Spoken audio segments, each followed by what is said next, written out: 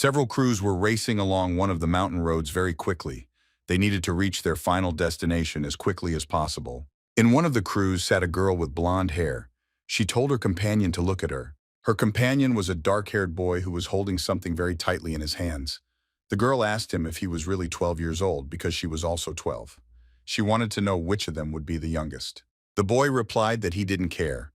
She could be his older sister if she wanted. These words greatly alarmed her. She didn't understand how quickly he agreed to everything.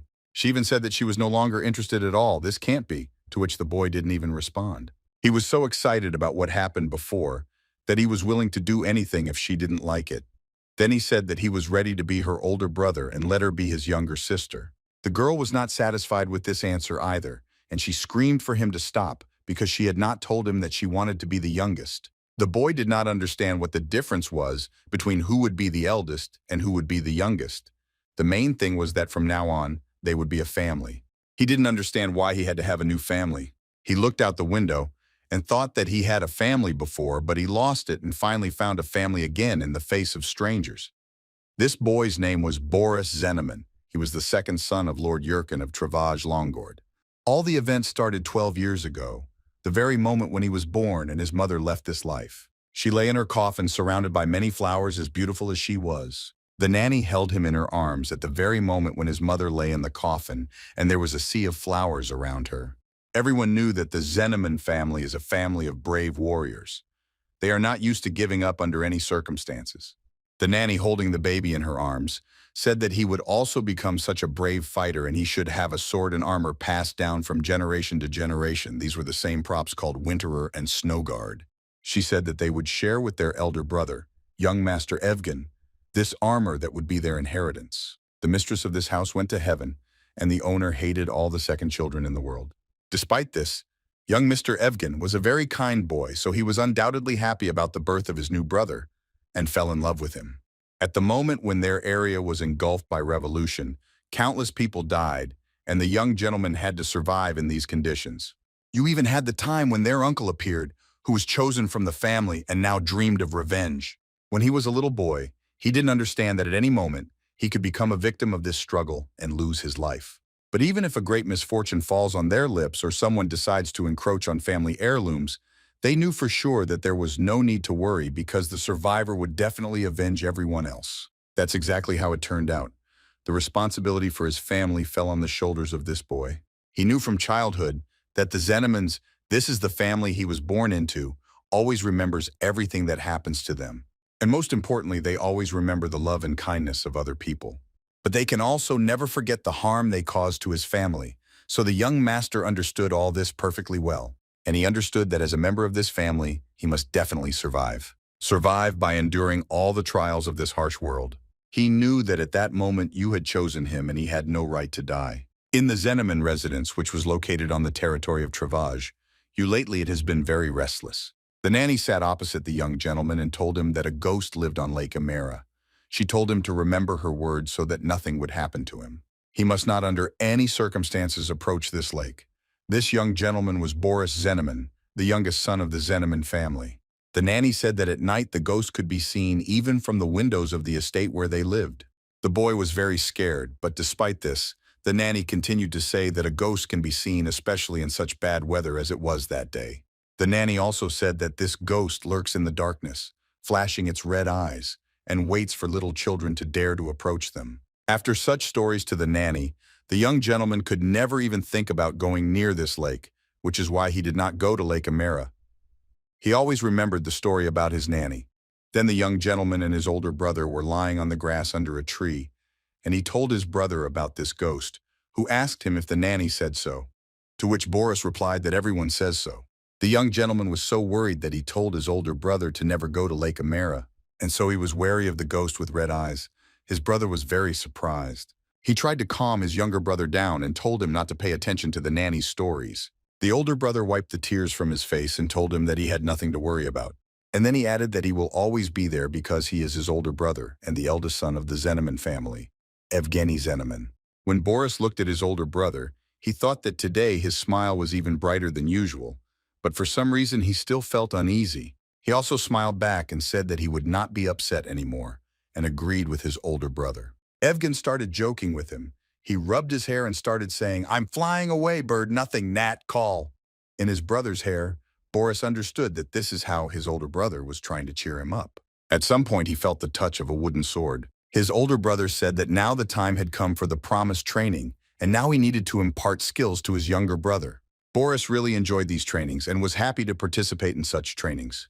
At that moment, he swung his sword to hit his older brother. His older brother easily parried the blow and said that he first needed to make sure his opponent was within range before swinging his sword. But despite the fact that the smart gentleman didn't succeed the first time, he didn't despair and took another swing. To which his older brother replied that this time the stance was quite good and he was starting to get it right. His older brother repelled this attack as well, but he praised the young master and said that it was a good attempt. The elder brother did not even imagine that the young master would next say that he would now attack for real and that his elder brother should get ready. Boris actually attacked his older brother and knocked him to the ground. When they were lying in one place on the grass, the young gentleman asked his older brother why he had fallen, to which his older brother replied that he fell because he himself pushed him. After which they lay on the grass for a long time and laughed loudly. They had a lot of fun together. These two young gentlemen were watched by their father through the castle window together with his assistant. His assistant said that he thought that young Mr. Evgeny was very concerned about his younger brother and that Mr. Boris looked up to him. Their father's face became even more displeased. He could not be happy for his children. That's why he said that such behavior is unworthy of the heir. It was Jurgen Zeneman, the head of the Zeneman family. His assistant lowered his head, and at that moment he said that now was not the time for games. Jurgen Zeneman turned his head and looked menacingly at his assistant. At the same time, the young gentlemen continued their training. Evgenia told his brother to try to attack again. The young master still had a strange feeling. He did not understand what was going on. His older brother told him to hold the sword as tightly as possible. At that moment, the young master looked at his older brother and saw fear in his eyes. But he still didn't understand anything. He swung and tried to attack again. The older brother said that this time he did well and he was a good boy. But he still made a remark because Boris got too close to his enemy, that is to him. The next moment, the young master heard his brother's sword approaching, and he saw it right in front of his face. Brother's sword was so close that he didn't have time to stop. Boris fell. His older brother asked him for forgiveness and said that he made a mistake. It won't happen again. At that moment, the young gentleman thought that for the first time in his life, he experienced the fear that he might die or be killed. He didn't open his eyes for a while and was breathing loudly in his older brother's arms when they were called. A servant was approaching them, shouting loudly that he had finally found them, and something terrible had happened. They had to return to the estate. The older brother asked what had happened. When the servant approached, he could not catch his breath and began to say that Vlado Zeneman had returned. The servant repeated several times that their uncle had returned, but they stood there not fully understanding what had happened. At that moment, Boris realized that, unfortunately, he was unable to control the appearance of a strange feeling that was beginning to manifest in him. The only thing he understood at that moment was that this feeling could be so strong that it becomes a harbinger of trouble, as this time their uncle was on the threshold of their estate. The dog growled and did not let the gentleman pass, to which the gentleman said that she had already forgotten her master Brezhnev. He was very determined and very angry, and not only at that stupid hat that was growling at him. The owner of the estate was in his office, sitting at his desk. He was all in anticipation and very upset by the visit of such a relative. His assistant asked the gentleman if he wanted to meet this man. He also asked if he should be allowed into the estate. The gentleman thought for a moment, was silent, and then said that he should come in. The office door slowly opened and light could be seen coming from there. Then it opened completely and heavy footsteps were heard approaching. An unexpected guest entered the room. He told the gentleman that they had not seen each other for a long time. The gentleman thought that the inevitable had come. Apparently it was actually his brother, Vlado Zeneman, and he came to him now. It was necessary to understand why. The gentleman said that 5 years had passed since he had banished him, and he asked if he was still alive. Vlado answered, "Is he really unhappy with something, and does he really want his brother to die?" Yes, the gentleman only wanted to know for what purpose he returned to where death had settled. Vlado took a few steps forward, looked around and said that in this office everything remained the same, except that it had become a little dilapidated. Then he added that his brother could offer him something to drink since he had spent the whole day on the road to discuss an important matter with him.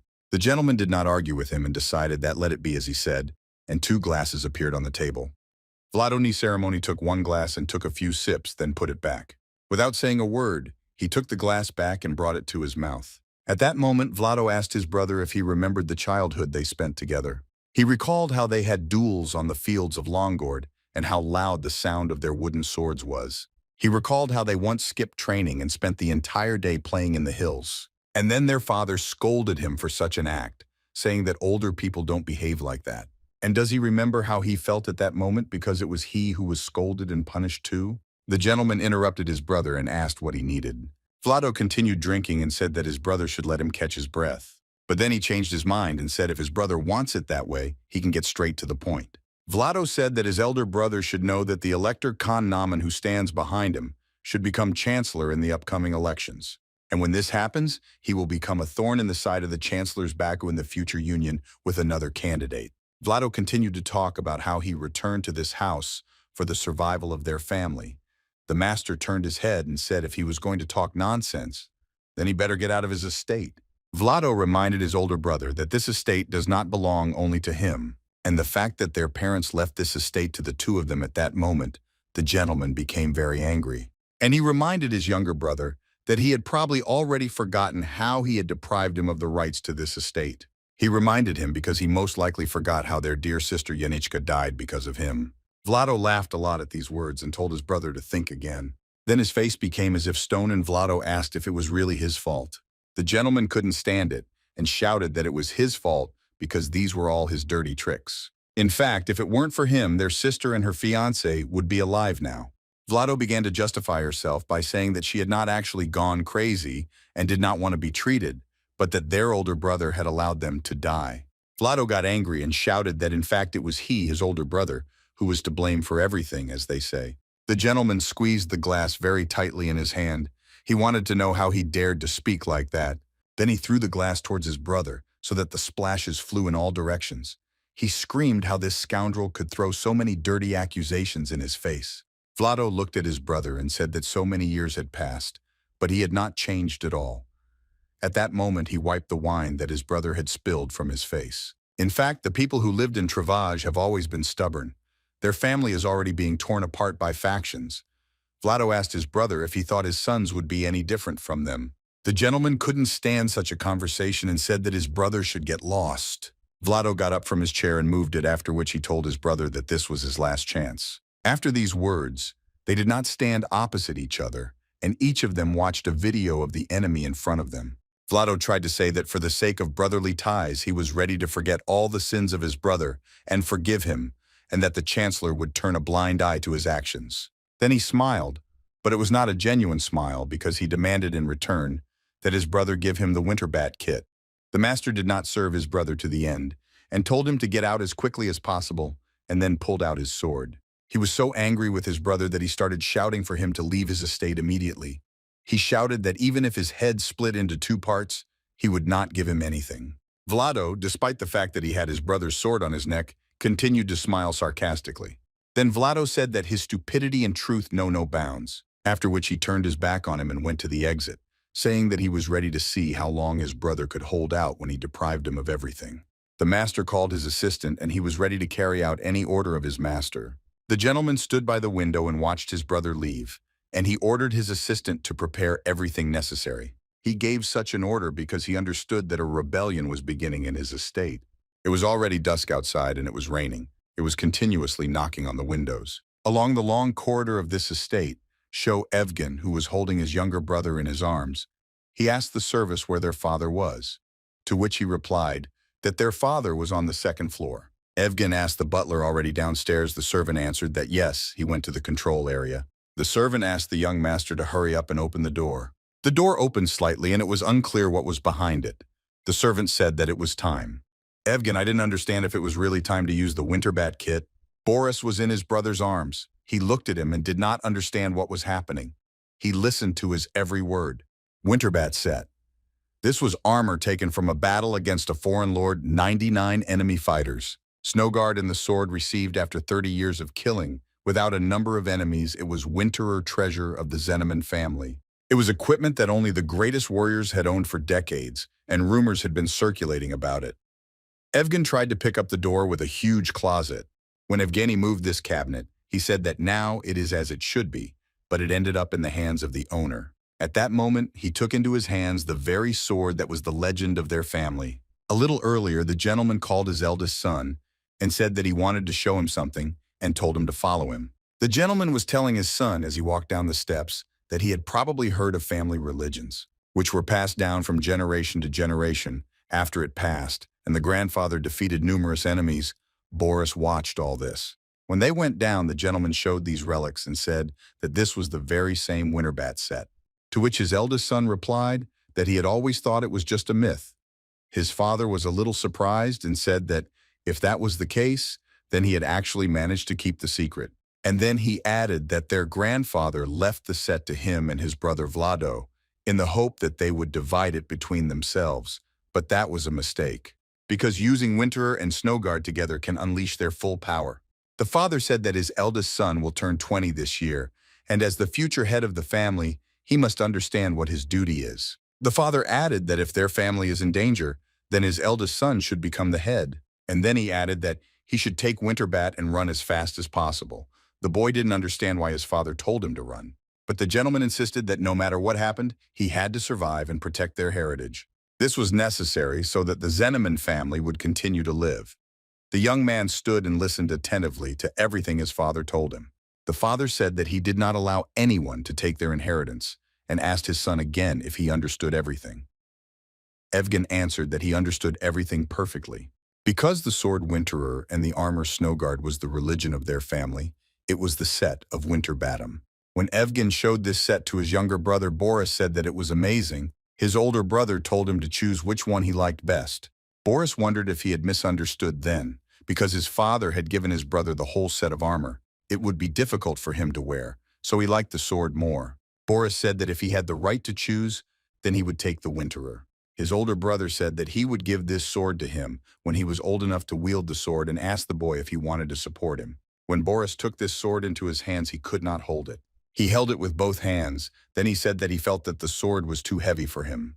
The next moment, his brother said that he was doing well, and that he should look at this sword that he was holding.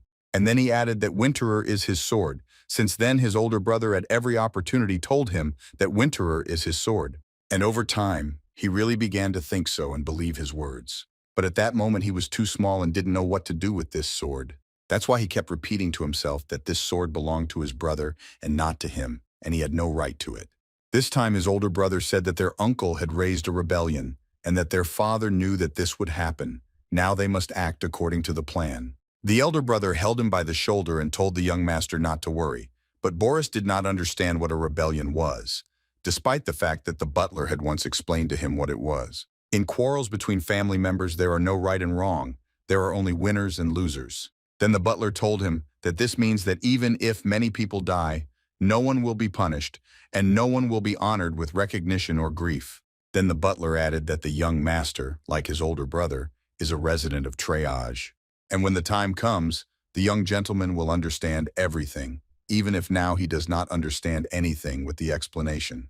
Boris recalled Dvoretsky's words that no one would be honored with recognition or grief. The elder brother took the sword in his hands and asked the younger brother for permission to borrow his sword for a while. Boris stood silently, said nothing, looked at his older brother, to which he once again asked him for permission.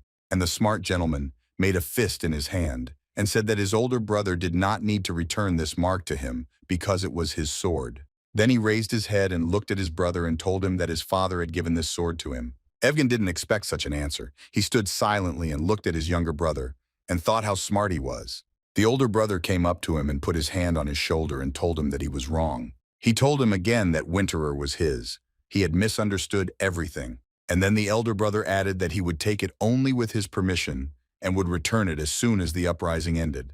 Boris was a little confused and told his older brother that he wouldn't even be able to hold this sword, to which his older brother replied that he wanted him to remember how they did it together. He lowered his head to his younger brother and said that even though he was a bit heavy for him now, there was no need to worry. And then he added that his younger brother would soon get used to it and everything would work out for him, because in fact he is a wrestler. Then the older brother hugged his younger brother and reminded him that it was not for nothing that he was named Boris. After all, it means fighter or glorious in the fight. The younger brother agreed and nodded his head. At that moment, he thought that his older brother knew what to do. The uprising was getting closer and closer to their castle, and from the windows of the room, they could see everything. Evgen said unequivocally that everything was starting. None of them could even think about how this could be all the law. The people who were at this uprising shouted that today, the head of the Zeneman family would change. They wanted everyone in the estate to hear them. These people were shouting loudly that everyone should lay down their arms and surrender. They had torches in their hands. They demanded that they submit to the new master and demanded that the Zeneman family be revived. The gentleman looked at all these people who organized this uprising and thought only about the fact that their words could only hurt those people who have long been dead. He understood that he did not have the influence that his father had when he was in power, but he had soldiers who were loyal to the Zeneman family. When the rebels came closer, the gentleman shouted that he did not understand who dared to invade Longord and he wanted to see these people. One of the rebels shouted, "Birkin Zeneman is there on the balcony!" and pointed at him. The gentleman stood on the balcony and demanded that he come in and come out. He didn't understand whether he had decided to hide like a coward when they forced him to come out. The butler extended his hand and lit a white flame that was supposed to stop the people who went against them. This white flame was quite unusual and no one expected to see it. The people who came to the uprising did not understand what was happening and what this magical fire was that was against them. Now other cries were heard. These people were shouting that the traitor Vlado must be executed. These were loyal soldiers who defended the master and his estate. The people who came with fire began to understand that there was a wizard in the estate, and they decided to retreat. The gentleman stood on the balcony and shouted that his soldiers were moving forward. Do these fools really think that the Zenemans are in front of a bunch of rabble? The gentleman thought that he would be able to win this fight no matter what, because it was a matter of his honor. Raising his eyes, he hurried a little because he did not understand what kind of monster it was that was right above him. He saw the same thing as everyone else. It was a huge monster that was very close to him. For a moment he thought that this most likely exists in the ice world and all of Krigar. The gentleman did not understand how they dared to use such a dirty trick. He knew for sure that in Travage there were only 3 people capable of summoning Krigar. One of them was the Archmage Konfuxta Kana Jongun, and it was he who was there. The gentleman could not believe that he had appointed him as Vlado's assistant. He did not understand whether his brother had really strengthened his position so much. The gentleman shouted for everyone to leave the estate immediately and ordered the 2nd Battalion to hold its position. A few moments passed and it was clear that the tower was collapsing and a large number of people could be hurt. The gentleman understood that now the main task was to evacuate people. While the 2nd Battalion was fighting, he needed to come up with a plan. The gentleman heard a familiar voice and turned around. His eldest son told Boris that they needed to leave as soon as possible. The gentleman called his eldest son and asked him to come over. Then he told him to go alone because his youngest son Boris was staying with him. Evgen tried to object, but his father didn't even think about backing down. He asked his eldest son if he was really going to drag the child along with him. The gentleman tried to explain to his eldest son that he must understand that Boris needs protection more than anything else now. Then the gentleman ordered him to leave as quickly as possible. Tears appeared in the young man's eyes, but he was not given a choice. The very next moment, Evgen turned around and began to walk in the other direction, and the father and his youngest son went in the opposite direction. One of the soldiers called Mr. Jerkin and young Mr. Boris. They wanted them to disappear as quickly as possible. The boy didn't understand why his father told his brother not to take him with him. He knew he was just a burden to him. In fact, he remembered his father's words, but he said that no matter what happened, his eldest son must survive and protect their legacy. Boris understood that his older brother really had to survive and protect the family heirloom because he was not able to do it. Well, the boy was tormented by doubts. He had a strange premonition again. He didn't fully understand how to explain it, but he had a premonition that something would happen to his brother. Evgen very quickly ran away from all these events because he had a completely different task. The ice dragon was getting closer and closer, destroying everything in its path. People were in shock. The soldiers who were loyal to this family tried to hold back the soldiers who started this rebellion. The butler approached the gentleman with his youngest son and said that most of the people had been saved, but the estate itself had been destroyed. Boris was upset, but did not fully understand what this could threaten him with. When they returned with their father and saw the state of the estate, they were shocked. They stood for a while in silence, watching what had happened to their estate. The gentleman shouted that his brother was a son of a bitch. He did not understand how he dared to destroy their house, and he, as a member of the Zeneman family, would never forgive him for this. He then ordered his assistant to check the condition of the 1st and 2nd battalions. His assistant used magic to see how things were going with the 1st and 2nd battalions. He saw that, as I expected, the situation was not in their favor. Moreover, the estate was now unsuitable for use. The gentleman said that in that case they would not attack both entrances. He ordered the remaining soldiers to be divided into two groups. They should hide and wait for his command. Boris asked his father why he was doing this because there was a monster there. The father replied that they would simply not approach him and told his son to stop whining because he was a man. The master said that the monster will not touch the living beings of this world because half of its body remains in another dimension. Immediately after these words, the gentleman stepped aside with his assistant and continued the conversation. The boy was very frightened. It was night outside and the moon was shining, illuminating everything around.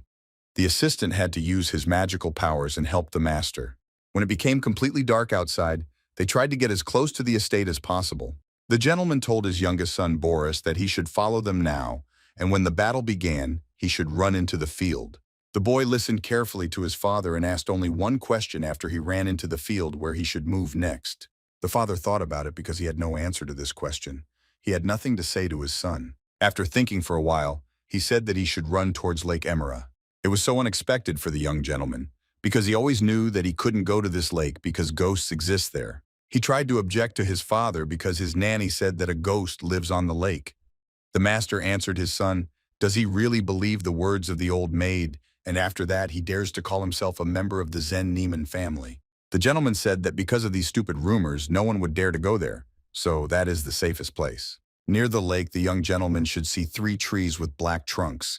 He should hide there and then his father will come for him after the battle. The gentleman asked his youngest son again if he had understood everything correctly. The boy said something, but no one heard him. The gentleman's assistant came up and said that it was time for him to go. There was very little time left before he would start to have sex with himself. The gentleman stood up and shouted loudly to all his soldiers to listen to him carefully. Then he shouted for them to attack the eastern entrance. The soldiers who were harmful to his family and who remained alive immediately went on the attack.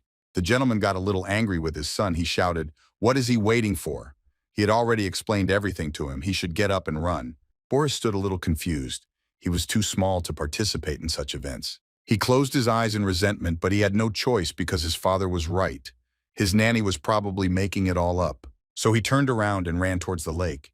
He convinced himself that he should run towards Lake Emera, as his father had told him. After the Lord sent his army to attack, it was met with a worthy selection. It seemed that he was exactly there waiting for him. Vlado was pleased with what was happening on the battlefield. He shouted at the soldiers to come as close as possible. The closer they get, the more he will be able to kill them all without leaving any of them alive. Vlado was ready. He took out his sword with which he quickly destroyed the enemy. His sword was really that fast, and he dealt mercilessly with his brother's army. Vlado was only interested in one question: where is his brother?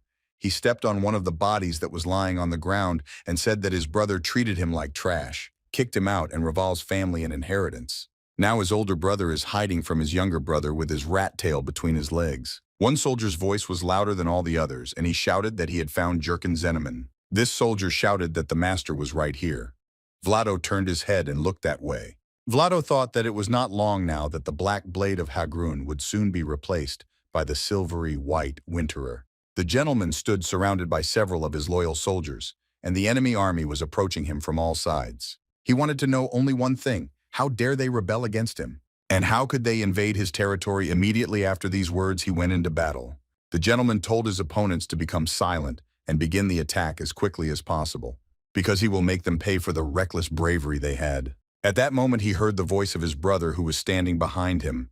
His brother said that he was glad to see him again, and at that moment he pierced him from behind with his sword. The voice of the gentleman's younger brother was so confident that he understood that he had struck from behind. When Vlado pulled his sword out of his older brother's body, Mr. Junker staggered and could barely stay on his feet. He turned around and looked at his little brother and said that he was a bastard because he hit him in the back. Vlado was pleased with what he had done and said that his older brother could not control everything and that he was no longer the same as before. And then he added that apparently the years are proving themselves and he is no longer as strong as he was before. As Vlado approached his older brother from the front, he struck again, piercing him with his sword. The gentleman was bleeding profusely. It was the end for him. He couldn't resist his younger brother. His assistant tried to come to his aid as quickly as possible. Vlado said that if he gets closer, he will be next. He is not going to stop. Vlado stood in the middle of the battlefield as a winner because his older brother, who could not resist, fell to his knees in front of him. At that moment, the soldiers did not understand what was happening, because a fog came from somewhere and they could not see anything. This fog was the work of the master's assistant, so he was able to protect him, at least he thought so. Vlado got very angry and started shouting at both of them that they were saving their own skins, that his brother is terribly pathetic and unbearable to look at. Vlado waved his sword trying to break the fog that settled around them. But when he began to see something, he saw that his brother was gone.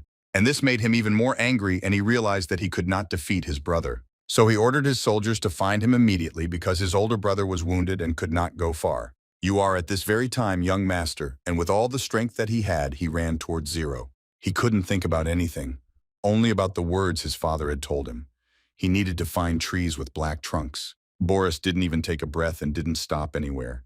He thought about the very place where his father sent him. The young gentleman ran closer, stopped, and realized that he had found the very place where his father had ordered him to hide. He thought that his father had told him that he would find him right here, where the trees with black trunks stood. In the meantime, the young gentleman decided to sit down near one of these trees and catch his breath. He had no choice but to sit and wait where his father told him. He had no other choice.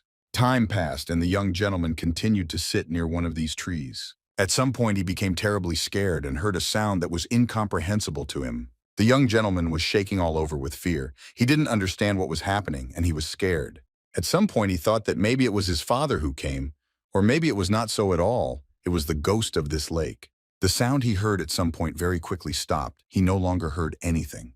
But he was still very scared, and he didn't understand what to do. He was alone in the place that he considered the scariest place in this life. Then the boy felt something fly around him. He didn't even have time to react to it. And the next minute, some force pulled him back and he couldn't resist it. Everything happened very quickly. He was clearly being pulled somewhere, and it was not of his own free will. The only thing that came to his mind at that moment was that it was the ghost of this lake. When he saw this creature, he became even more scared, and he understood that most likely the ghost exists and it was him. The boy thought that his nanny was right after all, but he wondered if his father really didn't know that the ghost existed. Didn't father know that there were monsters in this lake, and one of these monsters was right in front of him right now? He didn't understand why his father didn't tell him anything and sent him here. He was scared. He closed his eyes and thought that no, he really doesn't want to die, and he called his father. And then he called his brother. What was his surprise when his brother came to his aid and freed him? Boris, when he was freed from this monster, fell to the ground. "I don't understand what is happening." When he raised his head, he was very surprised by everything that was happening. Right in front of him stood his older brother, holding that very sword in his hands. Boris still didn't fully understand how they could meet on this lake, but the brother hurried to his younger brother. As Evgen came closer to his younger brother, he looked at him with a high expression. Then he shouted at him, "I don't understand why his little brother ended up here." Boris also didn't understand what was happening and asked his older brother again what he meant. Then his older brother hugged him tightly, and Boris tried to explain how he got there. The two brothers stood there hugging for a while and were happy that they had found each other. Evgen told his younger brother that he was very worried about him because he could have died. Boris tried to explain that his father told him to wait for him near the lake. Evgen didn't understand how this could be. Did his father really send his younger brother to trial alone? Boris asked his older brother what he was doing here. He heard perfectly well what his father said, that his older brother should guard Winterbat. Evgen looked at his younger brother and didn't know how to answer him correctly. Then he was silent for a while and said that he did not agree with his father's opinion because family is more important to him than any relics. And then he added, "What is the point of all these religions if they all die?" He said that anyway, they will not be able to protect them forever because their life is not infinite. Boris asked his older brother how he knew where to look for him. Evgen answered him that in fact, he is his older brother, and he always knows where he is and must protect him no matter what. The younger brother stood and looked at his older brother. He was really happy to see him. At some point, he saw that a fairly bright light was shining through from behind him, and it was unclear what it was. The brothers turned and looked in the direction where the light was coming from.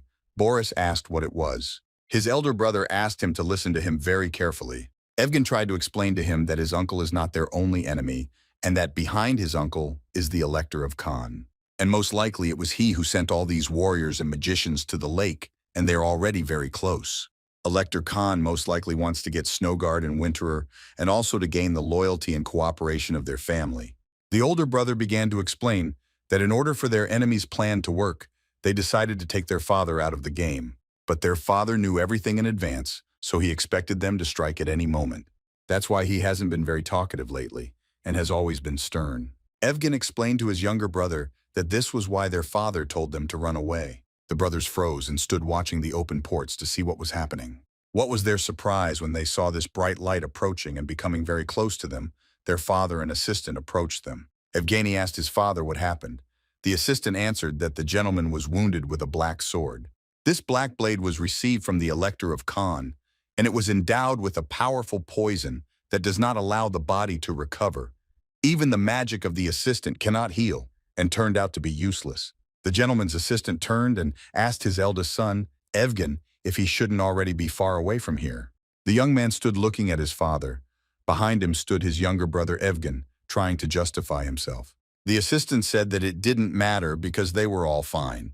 The young gentleman said that they had just seen a bright light that suddenly flashed and then disappeared.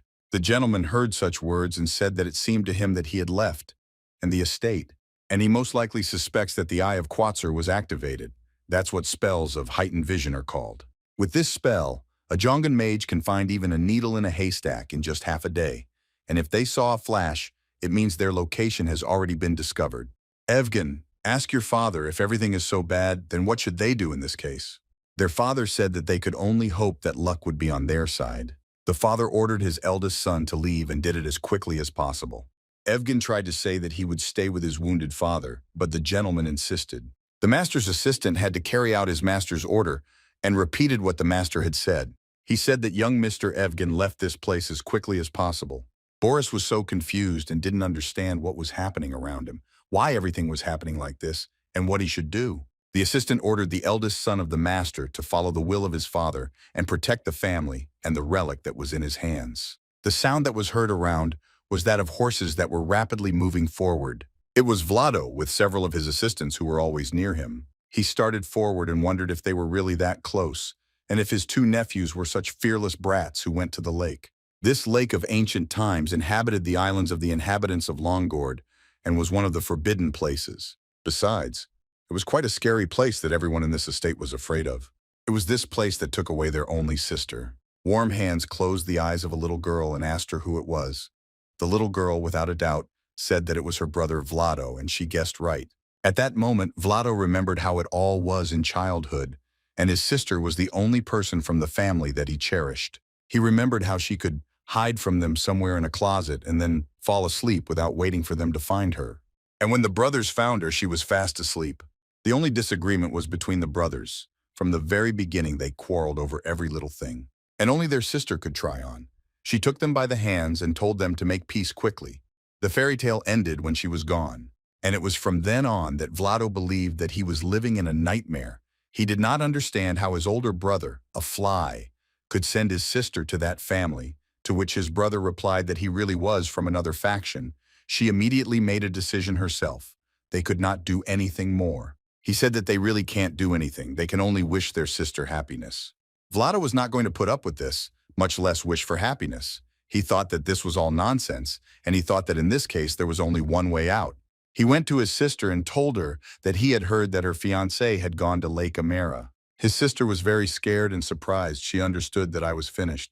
The girl knew that it was very dangerous, and she tried to stop her fiancé. Then her brother looked after her and thought that his lie had worked and he would be able to achieve his goal. Vlado planned everything. He thought that she would go towards the lake, and there his subordinate was supposed to kidnap her, and he thought that it would be better because he couldn't let her go yet. Well, actually, his plan didn't work because everything didn't go according to his plan. After some time, it was reported that the young lady who went to the lake had died.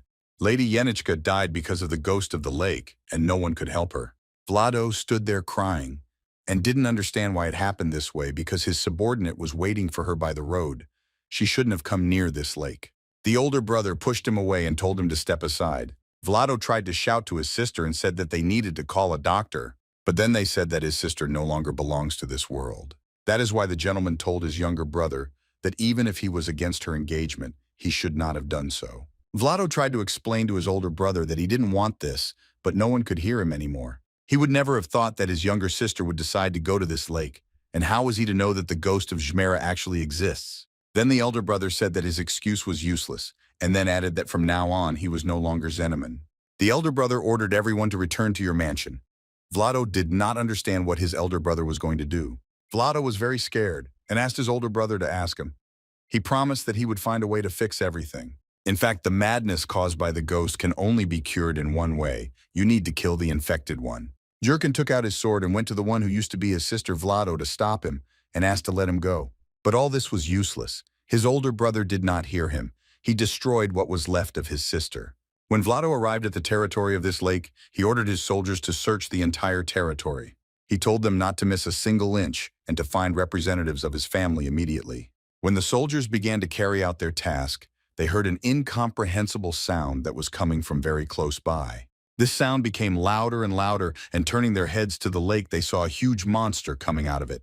This monster was so scary and made the same scary sounds as itself. The soldiers immediately became scared when they saw these monsters coming out of the Sura.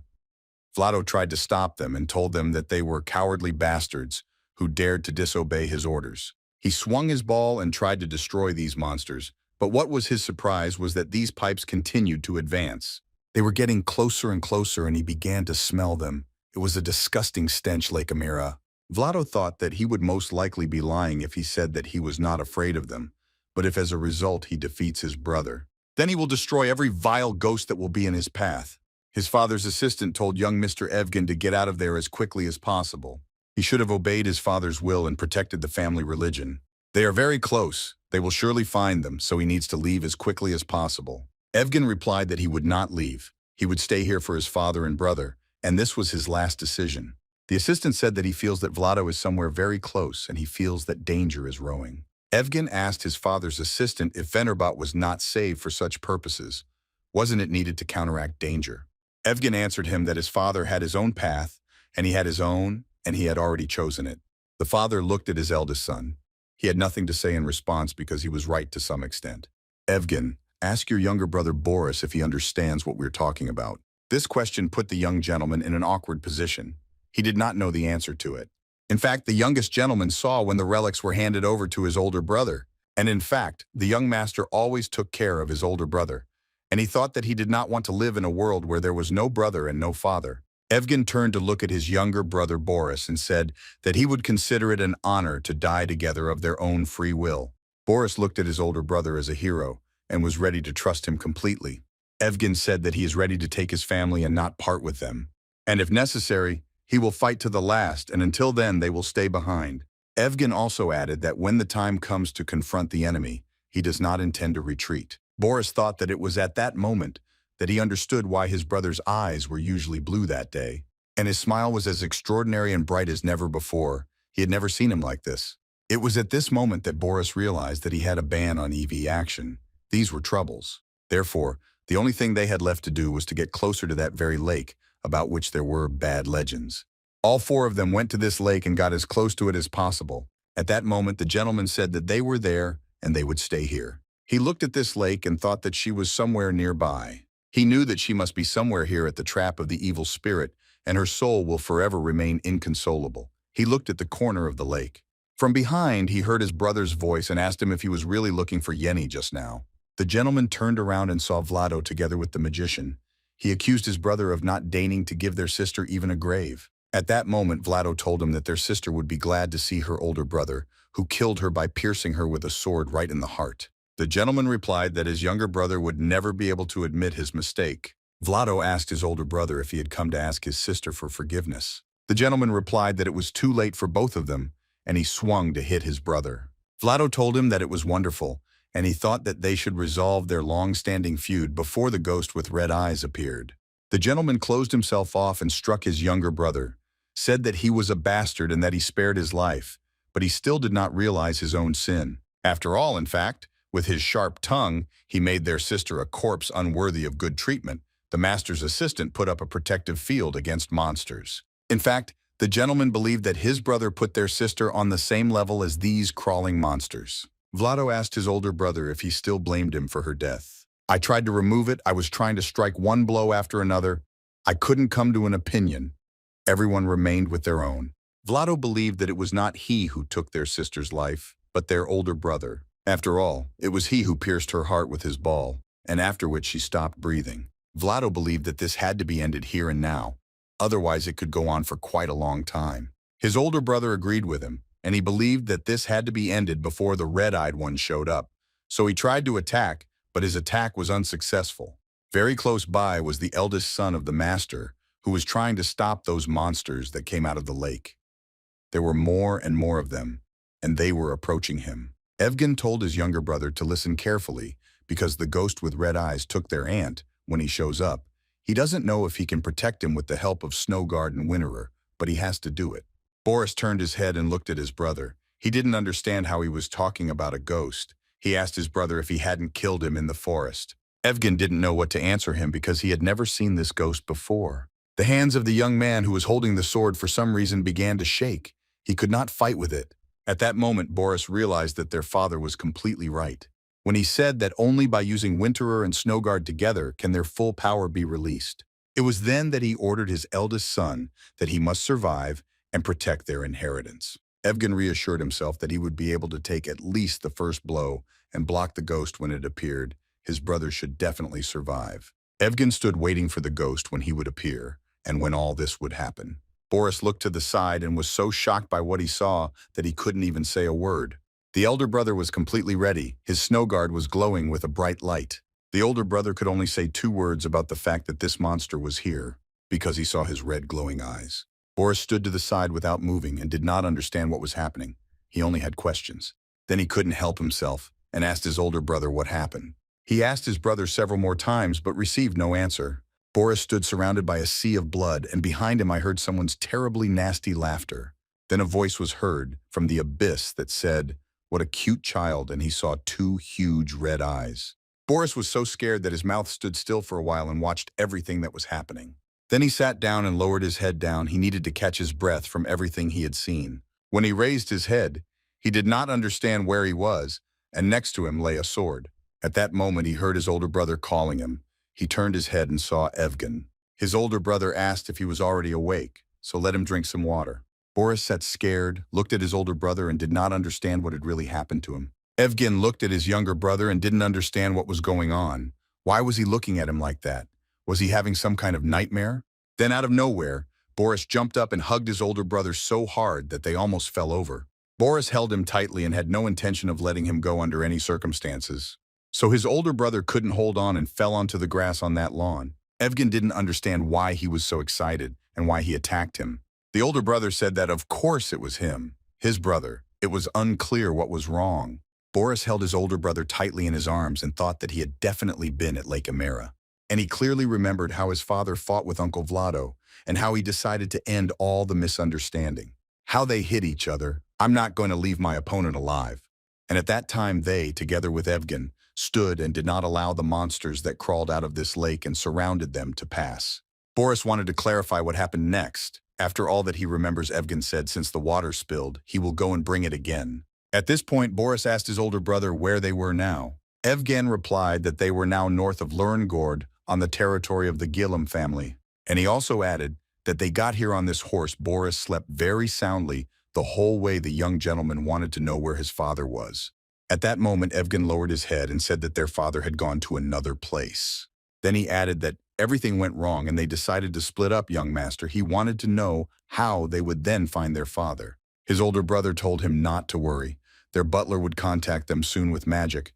Boris wanted to know what they needed to do now. Evgen thought for a bit and said that they could visit their granny because they were on good terms with their father. Or they can go to Prince Kachi, whom he serves.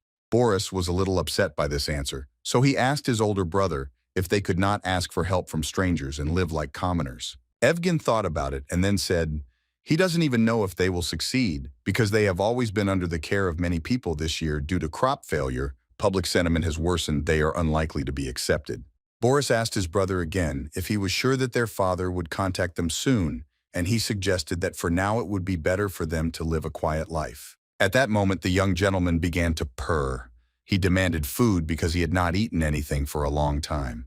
The older brother looked at Boris and said that for starters, he suggested they get some refreshment in the nearest village. When they got to the nearest village, they went into one of the public places. The young men opened the door slightly and asked if they could come in, to which the owner told them to go in. Evgen said in a confident voice that they needed one room, please. The owner looked at the young people and smiled. They seemed very suspicious to him. Then he said that one room would cost 10 elsos, and did they have that kind of money? Evgen took a gold coin out of his pocket and put it on the table in front of the owner. Then he said that it was incredible, but everyone should see what rich gentleman had come to visit them. Because carrying such a large sum of money at such a young age was surprising for them, and also paying with gold coins, they were interested in the question of what brought these young gentlemen here. Were they really interested in seeing what a tavern for a commoner looked like? The owner handed the young men the key and asked what they would like for dinner and what they would like for breakfast, to which the young gentleman replied, "Whatever you like." The guests were truly surprised. They didn't think that such noble persons would eat whatever they wanted. Evgen told his brother that they should go and not listen to these people. Those sitting in the tavern discussed that most likely these young people do not even particularly imagine what is happening in the real world. Others said that maybe it is because of the baby food that they look as if they have just learned to walk. The third changed and said, "Why don't they go home and eat something more noble?" At that moment, a plate of soup was placed in front of Boris, and the owner of the goods asked for forgiveness for the wait. People in this version wanted to know how they liked this dish and how the young gentleman would eat it. Boris, when he saw that they were falling, was very scared and closed his mouth because it was unacceptable. There was a bunch of worms again.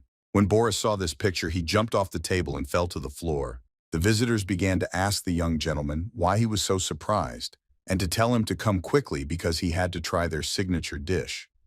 Others understood that the young gentleman was seeing such food for the first time, and most likely he doesn't even know how to eat it. One of the visitors stood up and said, "Can I show him how to eat it?" This man approached the young gentleman, put his hand on his shoulder, and said that if there was anything he should contact. Evgen looked at this gentleman and said that he was ready to use his services and wanted him to teach them how to eat it. He looked at this man and said, "Eat at least one spoon so that we can see how it should be done." This one stood there. The goods turned to everyone sitting so that they could hear everything because he was being asked to be the first to give an answer. He turned around and said that he was actually not that hungry to eat someone else's food. At that moment, someone's hand grabbed him from behind. Evgen grabbed this guest by the neck and slammed him against the table so that he would understand his mistake. And then he added that since this is a signature dish, he has no right to refuse this food. Then he told this guy to move to their table, and he held him by the neck so he couldn't move. The lodger started screaming to be let go, and the young gentleman took his hands off him. Pastelli didn't understand if he would really make him eat it. Evgen scooped up some of the worm soup and brought it to the guest's mouth. At this point, Boris tried to stop his older brother by saying that he was very sorry and that he was wrong. Boris had never seen his older brother so angry as he was this time, and that he can do this to this person, actually destroy him in front of everyone else. Evgen turned to look at his brother, but he had nothing to say in response. Then he released his hand from the guest's neck and told him to say thank you to his younger brother. And he also said thank you that he is not so cold-blooded as to put a worm in someone else's mouth. The spoon he had with the worm soup fell onto the table that stood in front of them. The young gentleman said that they would eat later and went to their room. The other visitors to this store were very outraged and started saying that some brat couldn't afford such a thing. They didn't understand how he could just leave. Evgen stopped and looked out of the corner of his eye at everyone around him. At that moment, he assessed the situation and then struck one of the visitors who was standing closest to him, and that guy flew away. The guy who was lying on the floor could not come to terms with what he got from the young man. He called them an impudent weapon and added that he was ready to teach them a lesson. Evgen did not stand on ceremony, grabbed the handle of his sword, and was ready to pull it out. He thought whether he should use Venturner. Well, catch himself thinking that no, then he will be able to finish the job. In that case, he decided that the best weapon would be the chair that was right next to him. Without thinking twice, he took the chair and threw it towards the guy who was the loudest in his indignation. But this guy wasn't going to give up, and that made him even more angry. He shouted to everyone else to grab the young master. They thought they could teach him a lesson. Evgen, despite the shouts of these guys, was completely confident and dealt blow after blow to whoever came closer to him. At that moment, he heard his younger brother Boris screaming to be let go and calling for help. Evgen saw that one of these guys was holding his younger brother by the hair, and the other was holding his hands. Evgen couldn't allow anything to happen to his little brother, so he didn't resist. These guys grabbed the young gentleman, and they talked about how they had to behave decently in other people's company right away. Evgen raised his head and said that they were vile cowards. The trusted host approached the young gentleman again and said that such a wonderful feast had been arranged for them, but they had created a disturbance. He demanded that they understand how to behave at the table. He approached Boris and addressed him. The young gentleman was very frightened. The man asked the young gentleman why he didn't take the chance. He grabbed the young gentleman by the face and tried to open his mouth to teach him manners. He brought a bowl of worms to him. Evgen started shouting at that guy that it was enough. He didn't understand what they were doing because in front of them was just a child. This gentleman looked at his older brother and said that this is very touching brotherly love, but if so, then he should eat instead of his younger brother. Evgen answered him that okay, he was ready to do it and let them bring this plate to him. The owner was so faithful he was too surprised whether he could eat it himself. And what a proud aristocrat he was. But if he had such a desire, he did not object. Then he put the spoon with worms in his mouth and asked him what he would like to try. And then he added that if he refuses now, his brother will have to eat these worms. Evgen looked at this guy and didn't say anything to him. Then he just opened his mouth to eat the spoon with worms. At that moment, he had such a face that he was ready to destroy the whole world for what they did to him. The owner of this establishment was a little scared. He couldn't even imagine that something like this could happen. Everyone else also sang the hymn. They didn't understand how he could just go and eat the worms. Was he crazy? Boris shouted to his brother how he felt and if everything was okay with him. Evgen shook his head without saying a word and made a long pause. He swallowed everything that was in his mouth because he wanted to respond to this mockery. Then he said that his name was Eugen Zeneman, and he was the eldest son of Jurgen Zeneman, Lord Longord. The man who had just bullied him was very scared because he couldn't even imagine who he was dealing with. Then the young gentleman said that he officially challenged this guy to a duel. The tavern patrons began to whisper among themselves, "Is this really Lord Longord's son? Is this guy really a nobleman? If so, now they have serious problems." Evgen looked at these people and said that the owner who made fun of him in this way should say his name. The man did not resist for long and said that his name was Goit Filanetta. In fact, he was very scared. Evgen told this man that of course now he must kill him. He simply has no other choice. Then after thinking a little and looking at him, he decided that he was ready to give him a chance and atone for his guilt. The young man said that during a duel his opponent must admit his defeat and lie face down on the ground. Only then will he be able to visit him. Or else he swore on the name of his family that he would make him eat everything that was left in that very plate of worms. The younger brother was a little scared and worried about his older brother. He didn't understand how this could end. He thought to himself that he had already seen his older brother wield a sword, but he had never witnessed his duel. He caught himself thinking that in front of him was a completely different person. At that moment, his older brother told his opponent to renew his sword. His opponent was very scared and thought only about one thing. Were the Lord's son really going to kill him? This guy from the tavern was so scared that he couldn't say a word. He just opened his mouth in surprise. Everyone else who was nearby also froze in surprise. They had never seen such a blade in their lives. The opponent of the Lord's son began to talk about what he had already heard about him, that there was rumors that somewhere in this world there was a sword called Winterer. It was this sword that was in the hands of Evgen, and the young man was determined to punish his opponent. His opponent wondered if this was just a rumor, and if this sword actually existed, in which case it would be dangerous for him to fight face to face. The only thing that came to his mind was that he decided to attack the young man first. He swung his arm and tried to hit Evgeny, but he failed because the young man parried his attack. At that moment, the tavern guy thought that his opponent really had great strength, and most likely it was all because of the sword. He looked at the young son of the Lord and understood that he would never retreat and that he had great strength. The next moment, Evgen threw his opponent aside so that he couldn't even resist. His opponent had no intention of stopping and thought he could try to strike again. This guy with the tavern had no choice but to step forward and strike, which is what he did. Evgen once again parried the blow that the enemy tried to inflict on him with the same sword that was in his hands. When the young man parried his opponent's blow, he forced him to kneel down, and his sword could not withstand such force and broke in half. The guy from the tavern looked at his sword and couldn't even imagine what would happen to it next. He didn't understand what just happened and how he was able to easily cut his sword in half. Guita looked at his sword and did not understand how this happened because it was completely unbelievable. The only thing he understood was that it was all over. Evgen was not going to stop and leave his opponent unpunished. He swung to deliver the final blow while telling him to say goodbye to his life. At that moment, the young gentleman saw the eyes of his brother's opponent, which asked for only one thing: mercy. The next moment, the young master's opponent lowered his head and, closing his eyes, began to ask to be forgiven. Evgen looked at his opponent, listened attentively to everything he said, and then asked him if he really was admitting his defeat. At that moment, his opponent suddenly raised his head and shouted so that everyone could hear, "Yes, of course, He admits his defeat, and the victory is for the young master. Evgen, without thinking twice, answered him that then he knew what he had to do if he admitted defeat. His opponents had to eat everything that was in the bowl he brought, a stew with worms. Boris was a little surprised by his brother's behavior, and he tried to stop him, but his brother was determined. He said that he would not repeat it twice. The guy who brought them this soup had no choice but to eat everything that was in this bowl himself. He scooped up some with a spoon, then closed his eyes so as not to see that he was holding up a card, and put the spoon with worms in his mouth. Everyone around started saying that it was unbearable. How could it be? And he himself understood that it was simply unbearably disgusting to do this. Then he started spitting, and the next moment he turned over the bowl of worm soup so that it spilled all over the table. My guy from the tavern felt so bad and disgusted that he couldn't come to his senses for some time. Boris stood next to him and looked at him. At that moment, the older brother called Boris. The boy turned his head and looked at him. Evgen said as if nothing had happened, so that his younger brother followed him and began to leave. When they entered their room, there was a candlestick on the table, and a candle was burning. It was already evening outside. Boris, sitting on his bed, thought about everything he had just seen in the tavern. Then he called his older brother. Evgen turned around and asked what he wanted. The older brother wanted to know if something was bothering his younger brother, but he sat there thinking about something and kept silent. Evgen came closer to his younger brother and asked him again if he wanted to know something. Then it would be better if he said it.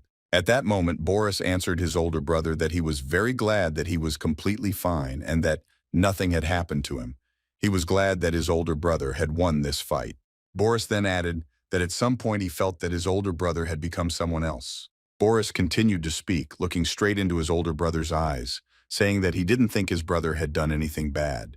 But he knows for sure that his older brother had no other choice, and he thinks if their father were here, he would definitely praise him. Evgen, having listened to his younger brother to the end, said that he did not quite understand everything correctly, because in fact, no one knows him better than his younger brother. Evgen sat on the bed and added that he thought their father was right, and he believes that from now on he must act according to his will, and his younger brother should not allow sympathy to make him soft-hearted. Evgen told his little brother if he could protect him forever, he would make sure he grows up to be a man with a kind heart, but he won't always be there. And then he added that his younger brother has his own path, and in order to find it, he must become truly strong and ready for any challenges. The older brother told him if he can't be a rock, then he needs to become a shell to close the shell, so no one can see what's inside him. Evgen tried to explain to him that he should, as soon as possible, realize everything that was happening around him. And most importantly, he must realize that the world will never leave him alone. Boris couldn't resist and asked his older brother why he decided to become a shell. Evgen thought for a bit, looked towards his brother, and answered him, yes, that's why. Boris looked at his brother and understood that it was his choice, his older brother's choice. At that moment, he thought that perhaps his brother was afraid that he would grow up weak because there was no father or soldiers around anymore. Evgen told his little brother that it was time to sleep, but he shouldn't take off his armor because someone would decide to sneak up on them. Evgen added that he will keep watch so that his younger brother can sleep peacefully. Then he came up to him, stroked his little brother on the head, and added that he would wake him up at dawn. That night was dark, and only the round moon shone and illuminated everything around. Boris, despite being tired, could not fall asleep. He lay there and remembered everything that had happened to them recently. His brother, as he said, was sitting next to his bed, and he really was guarding them. Boris wondered why his brother was sitting with his back to him, because it hadn't blossomed yet and he wasn't asleep yet. When he got a little closer to him, he was very surprised. He could not have expected this. His brother's cheeks were rolling down and falling onto the sword and then onto the floor. He had never seen his brother in such a state. That's why Boris was so surprised that he didn't know how to react to it. Evgen, in order not to upset his younger brother, sat with his back to him and covered his face with his hands. Boris even thought at some point that he was sleeping, because it couldn't be that his older brother was crying. He thought he should calm his older brother down and tell him that everything would be okay, but he couldn't get the words out. Boris did not want to embarrass his older brother and decided to turn to the other side so as not to see this. Boris felt so uneasy that tears started rolling down his eyes too. He understood that this was all just because his brother decided to become a shell. When the next morning came, they decided to continue on their journey. I still don't understand where it will lead them. Evgen showed to keep quiet, hold the reins of the horse on which his younger brother was sitting. Boris was also not talkative. He did not know how to calm his older brother down. He had never seen him in such a state. Boris kept remembering that very moment when he saw his older brother sitting next to his bed and crying. He understood that it was the first time he saw his older brother crying. He needed to say something, but he didn't have the words. At some point, Boris couldn't stand it and broke their silence. He asked his brother what the name of the flower was that was growing right in front of them on the field. Evgeny did not raise his head, said that this flower Vasilek seemed that nothing could calm him down. Boris said that he understood, but he thought to himself that earlier his older brother would have immediately started telling him legends and interesting facts. Boris could not resist and asked him if he had really forgotten all the stories about flowers. His brother was silent. They spent the whole day in silence. The sun was setting behind the mountains and the day was ending. It was already getting dark, so they stopped to figure out what to do next. Evgen looked around and said that there was no settlement nearby. Most likely they would have to set up camp. After some time, the two brothers were sitting near the fire. Despite everything, they continued to remain silent.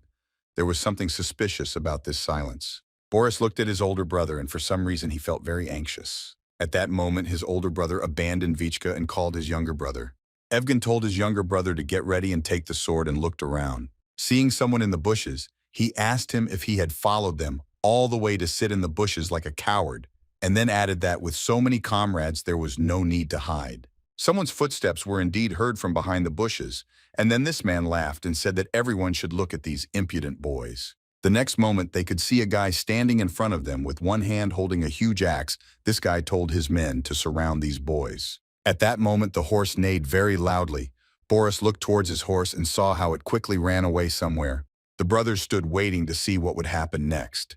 Evgen looked at his opponent and said that he had enough defenders. It was the same guy with whom they had already dealt in the tavern. This man decided to take revenge on them. One of the guys who were chasing the young lady hugged Guita and said that if they think they are here to help him, then that is not true at all. They do not understand what situation they found themselves in. Evgen didn't think long. He pulled out his sword. Everyone realized that this was the same Winterer. The question was whether this was really a mark that his family had been hiding for decades. Evgen thought that it was not very good that they understood what kind of sword it was, but he justified himself by saying that he did it within the framework of a fair fight. But he still blamed himself because he was Eugen Zeneman, and he was the eldest son of Jurgen Zeneman, Lord Longord. He knew that revealing his identity to them was a mistake. The guy who had an axe in his hands shouted to his subordinates to take the sword from Evgeg and start attacking him. Despite the fact that there were many more opponents, and they were older and more experienced, they tried to surround the young gentleman from all sides in order to take his sword away from him. Evgen did not wait for this to happen. He took out his sword to repel their attacks. At that moment he was calmer than ever and understood what he had to do. He felt strong. The enemy began to attack the young gentleman from several sides, and two of them tried to strike him at once, but Evgen did not lose his head and repelled both attacks. His strength at that moment was so great that he penetrated and moved back. Evgen looked at them and said that people like them have no right to hold this sword in their hands. Then he swung and struck a few blows himself to push these guys back as far as possible. At this point he added that these guys don't even have the right to dream about this sword. One of the opponents managed to stay on his feet unlike the others, and he said that the young gentleman was not bad at all in combat. Then he took a few steps and told the young gentleman that he wanted to see how he could handle it and started attacking him. Evgen stood in anticipation of a new attack. He was ready to once again repel the attack of his opponent. At that moment, he heard his brother's voice warning him to be careful. Evgen realized that someone else was attacking from the side. Boris shouted like that because he saw chains flying towards his brother and he couldn't do anything. This chain spun the sword that was in the hands of the elder brother so quickly that he did not have time to react. When the sword was completely wrapped in a chain, they began to pull it so that the elder brother would throw it from his hand. Evgen turned his head and saw the big guy who was holding this chain. This big guy was laughing and telling the young man that he was good until the end, but now it was all over for him. The brute said that in such a state he would not be able to do anything, so he had no choice but to give birth to his hand and give up the sword.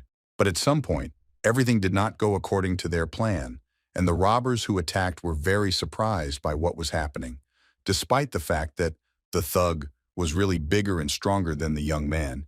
He could not pull the chain to take the sword from him. Evgen held it very tightly in his hands, and at the moment of danger the sword began to shine with such a bright light that it blinded everyone. The next moment the CP that was around this ball crumbled into small pieces. It seemed that it was not made of metal at all. The robbers who attacked couldn't see anything because there was a very bright light. They didn't understand what it was. The only thing Boris understood was that the iron chain seemed to have split into small pieces. One of the guys who had just threatened, when he saw with his own eyes what he had only heard about, realized that it was a great honor for him. It was a legendary power that would lower the temperature of any object the wearer touched to an extremely low temperature and eventually tear it to pieces. It was called Winterer's Freezing Rupture. All these people were able to see that same freezing break of Winterer that Evgen showed. The man with the axe told the young man that the sight of it alone made his mouth water. He looked at Evgen and said that he was quite a skilled guy. And then he added that the young man would most likely tone down his ardor if his younger brother had a hole in his stomach and didn't think he was too young to die. Evgen was a little surprised because he didn't understand when he managed to capture his younger brother. He understood perfectly well that they had surrounded them and were seeing their every move. If he had been alone, it would not have been difficult to break through this ring, but Boris was with him. At that moment, Boris said that 12 years is quite a long time to understand this world. These bandits didn't understand what this kid was saying and started laughing at his words. Boris continued to say that he knows when it's time to die, and he knows for sure that he will definitely not die at the hands of this robber. The robber put the axe on his shoulder, laughed, and said that they would see if it was true. Then this robber swung his arm to strike the young gentleman.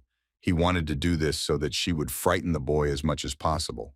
Boris was a little scared because he didn't understand what to do next, but he knew that everything would end well. Evgen rushed to help his younger brother. He tried to save him. Swinging his sword, this robber said that now the young master will answer for his arrogance. When the older brother ran up to his younger brother and tried to protect him, they saw that the arrow had hit the robber right in the neck. Blood splattered in all directions, and drops of blood fell on the young master. Evgen hugged his little brother, trying to protect him from everyone else, and this old fairy robber fell right on the ground in front of them. The others didn't understand what happened. They were screaming, trying to figure out what it was that was stuck and where it came from. But the next moment there were already many such arrows, and they reached their target. Then the robbers realized that this was an ambush, and they needed to get away quickly. Evgen continued to hold his brother tightly. Realizing that one of those arrows almost hit them, he was tormented by the question of who shot. When everything became quiet, he heard footsteps, and then a voice that told him that he had fought well with these guys. Evgen looked in the direction from where the voice was coming from and saw 4 people in cloaks with deep hoods so that their faces were not visible. Evgen was on guard. He took out his sword and was ready to fight further. He asked who they were. The guy who was talking to them told him that he could have spoken politely to his saviors. Evgen answered him if it was a selfless act, then he thanks them. In response, he heard laughter. This guy asked the young master if it is not so, does he have something to repay them with? Evgen thought that these people had paid off those who almost killed them in no time. He understood that they obviously knew their business well, but they were clearly not allies, and if they were enemies, then they were much more terrible. One of these people said that it seemed that before them were noble gentlemen who were learning about the world. It was unlikely that they would have anything for them, in which case the warmth of their fire would be quite sufficient. Evgen didn't quite understand whether these people really helped them selflessly, but he decided that it was worth thanking them for their help and said that they seemed to be experienced fighters. Then these guys took off their hoods and started introducing themselves one by one. The first one said his name was Wals Cam. The second one asked to be called Joachim because he didn't have a last name. The third guy, who had one eye closed, said that his name was Romanbach Yule, and he was known as Romanbach from Bralta. The last girl introduced herself. She said that her name was Yannika Ghost. Usually they call her Yanni or Nika. Evgen hugged his brother tighter and started to say that they then stopped and thought. The guy with one eye looked at the young gentleman and said that it seemed that they did not trust them yet. This was a common thing. If their presence caused inconvenience to the young people, then they were ready to leave. The brothers looked at each other. They had to make a decision, and they said unanimously that everything was fine and their salvation could remain. After all, they only asked in return to warm themselves near their fire and demanded nothing more. The brothers, along with their saviors, also joined in and sat down near this fire. They sat opposite each other without saying a single word. At some point, one of the arrows of the calf could not stand it and threw an apple, telling Boris to catch it. Boris caught this apple and continued to hold it in his hands for some time. Nika looked at the guy and said that he was very smart because he didn't rush to her right away, and then added that he shouldn't be afraid because it wasn't poisoned. Then she told her older brother that his younger brother was still too young to wander around such a wilderness. And then she added that they traveled doing different jobs. Sometimes they go somewhere specifically for a profitable deal. Then she asked if the young people had heard about the land of mortals. Evgen thought for a bit. He asked again what the land of mortal girls could mean, and took several drags from the very pipe that was in her hands. She began to say that a long time ago there was a legendary magical kingdom of Canaroli where the columns were covered with gold and the ground near the elephant was covered with precious stones. The new war destroyed everything, leaving only a wasteland where the living dead wander and ghosts tear people apart. She said that the land of mortals is a place from which no one returns alive. It was getting dark outside. They continued to sit around the fire listening to this girl's story. Nika asked them if they were really shocked by her story, because her older brother looked as if he had imagined the worst possible thing. Evgen answered honestly, it is hard to believe that they returned from there alive. After all, in reality, the land of mortals is not a place where you can easily enter and just as easily exit. The name itself speaks for itself. Another one of the shooters said, did he really think so? Then he told him to look at the arrowhead that was in his hands. If he looks closely, he will see liquid that is on the tip itself. He explained that one must be as careful as possible with this liquid because it is a poison so strong that it can even kill a ghost. The girl stood up and told Romabach to stop because they didn't actually enter the territory of Canapoli. They just wandered around its surroundings and collected the golden trinkets that the inhabitants had previously worn. The girl asked the young men if they wanted to see something interesting and then took a bracelet out of her pocket. I held this gold bracelet in my hands and it seemed like it was glowing with a bright color. Then she threw the bracelet to Boris and told him to catch it. Bori took it in his hands and began to examine everything that was drawn on this bracelet. He realized that there were drawings engraved on it. This bracelet had dancing people on it. It was very fine work. He had never seen the Golden City, but he looked at this bracelet with pleasure. Boris thought that after this he could imagine it in the smallest details, shimmering under the scorching sun, sand, towering golden columns and roofs of the temple inlaid with rubies. It was amazing, but he again felt a bad feeling. The next day they found a small settlement where people lived. They decided to go to the nearest tavern. Come on, open the door and then go inside. The owner of this inn said welcome and told them to pass through. The owner was a little surprised because there were a lot of them, and he didn't understand who could be knocking at such an early hour. The owner looked at the Strelkovs and said that they looked tired. Nika tried to explain that some difficulties had arisen, and they were unable to spend the night in the open air. She explained that they had walked all night to stop here. Evgen and Boris could not sleep among the corpses, so they followed the shooters. The owner of this establishment threw them the keys so that they could settle in. Nika added to the young gentlemen that their legs probably couldn't hold them up, so they needed to rest a bit. Evgen thanked her, holding the key to the room tightly in his hand. The arrows were climbing up the stairs. I wish the young people good dreams, and they also wanted to get a good night's sleep. Boris started wiping his eyes and telling his older brother that he was very tired. As soon as they entered, he suddenly felt very sleepy. Evgen replied to his younger brother that they could now finally catch their breath, so they should go to bed and rest. They did so because they thought that there was no one else to pursue them. He dreamed that he was in his estate playing with toys near the very tree where he usually played with his older brother. Boris turned his head towards the voice that was constantly calling him. He saw a young man in front of him, but he didn't understand who it was, so he asked who this man was. The man who came up said that he was his uncle, but in fact he saw him for the first time. This uncle said, "Come closer, is it fun to play alone?" and asked the boy what he wants. Uncle showed what real fun means, Boris answered. "I want." The next moment, his uncle took him by the torso and lifted him up.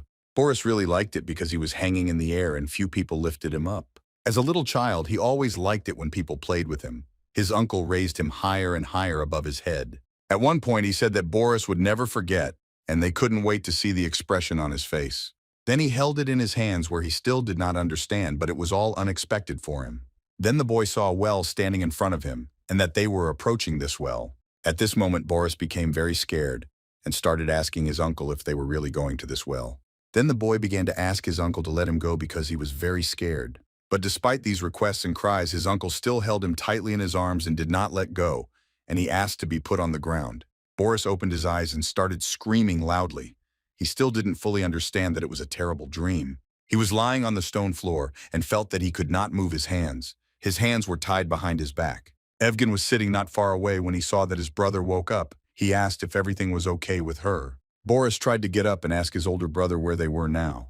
Evgen answered him that they needed to get out as soon as possible. Winterer disappeared. Boris didn't understand what it meant that he disappeared. He didn't understand how it happened and who could have taken him. The older brother laughed because he realized that they were trapped. Boris still didn't understand what had happened to them. Evgen couldn't calm down, he just laughed and couldn't stop. Then the older brother said, and even had to be in such a situation, and then continued to laugh. Evgen told his younger brother that he too is just a child who does not understand how the world works, and therefore does not always have an answer. Then the older brother added that he hopes that in the future, when he reaches his age, he will be smarter and will not let people fool him if his father is not around. From that moment on, he will start teaching him what he should have learned from him. Then the elder brother became very aggressive and told the younger brother that it was time for them to stand up and pay in full to those who dared to deceive them. After some time, a loud noise was heard in Istrati, where the young gentleman stopped for the night. The owner of this tavern fell and attacked without even understanding what was happening. He couldn't hold his sword in his hands. The older brother said that they don't have time to play, and so he's not going to talk to him for long. And then he added that he asks again who tied them up and locked them up. This time Evgen was serious enough and had no intention of forgiving his offenders. The owner of the tavern answered the young men that he knew that he shouldn't have gotten involved in this because those guys didn't say that he could fight, and he turned out to be not an ordinary boy. Evgen picked up the sword from the floor, and the owner of the tavern got even more scared. He said that there was a scoundrel with them who had control over him. Evgen stopped. He didn't understand what scoundrel meant and why he was saying that. The owner of the tavern could not stand it and shouted that it was precisely because of this measure of Yannick that everything happened to them. The young man couldn't even imagine that she was the head of the gang they met yesterday. He was very surprised that everything that happened to them happened because of her. The innkeeper explained that her gang sold the young men to the Golden Spear mercenary group because they used the men as labor until the shadows pay the ransom. And then he added that very soon this group will come for them in order to get theirs. Evgeny department only find out where the gang of Yannicka is now, because most likely it was they who took the sword from them. The owner of this establishment said that most likely he is not and that Helmer usually her gang works at night, so today he will hit the road again. Evgen turned around, looked at his younger brother and said, "What does it mean tonight?" Then he turned around and ordered his younger brother that they were leaving this establishment and that they needed to hurry. They did not linger, left the establishment and hurried to the tavern where Yannicka's gang was supposed to be. The older brother ordered his younger brother to hide and watch what was happening from where he was now. Boris nodded his head. Evgen, after hiding his younger brother, went inside this establishment where the same gang that stole the sword from them was located. Entering this establishment, the young man thought that deceivers and traitors should be punished with particular severity, and he thought that Boris would see all this because he did everything for him. Of course, his older brother wanted him to remain a kind and innocent child as long as possible, but they didn't have time. Opening the front door of this tavern, Evgen thought of only one thing: to see his offenders. It was quite dark inside, and I could hear someone calling the bartender, asking him for another glass. At another table, they were discussing how another noble family had recently been destroyed. Evgen saw 100 at one table. There were really two people from this gang sitting. These were Kam and Joachim. He needed to find out where the other two had gone.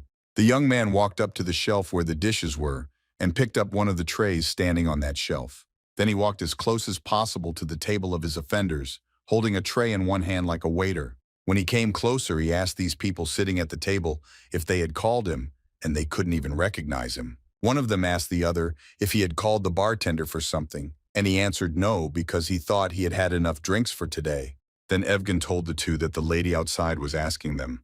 These guys did not understand how this could be, because Yannicki went to meet the merchants and said that she would meet them at the entrance to the village. They didn't try to figure out what was happening because it was strange to them. One of them raised his head and said that this couldn't be happening. This is because it is not yet time for them to meet her. But at that moment they saw Evgen and understood what was going on. Then they both turned towards him.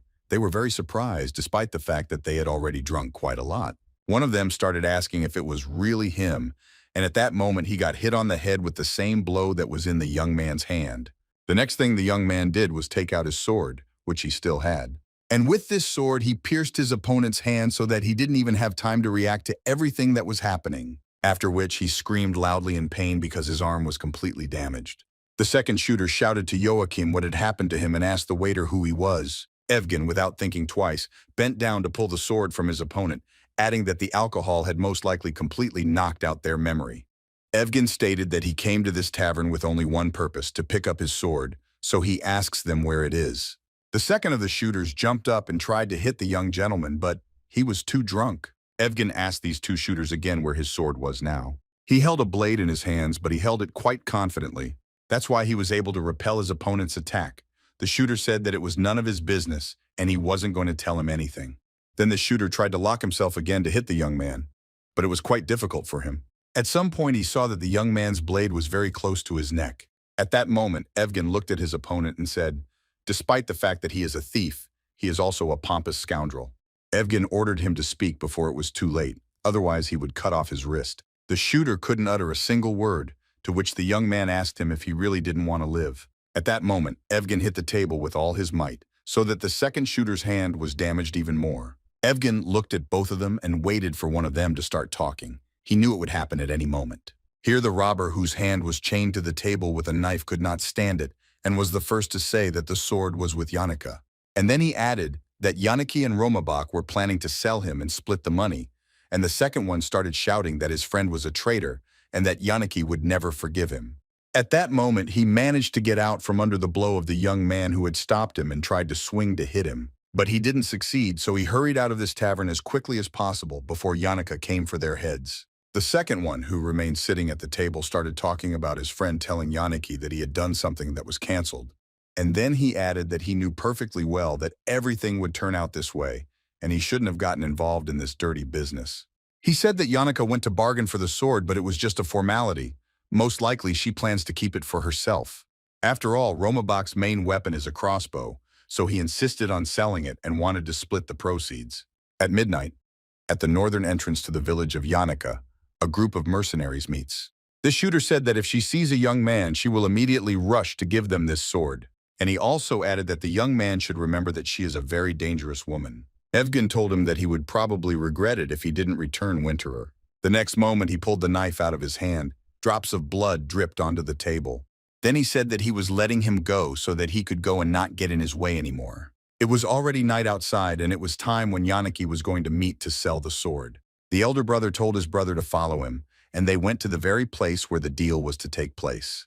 Evgen understood only one thing. He needed to return the family religion that his father had entrusted to him. Boris looked at his brother and understood that to some extent they were both to blame for what happened.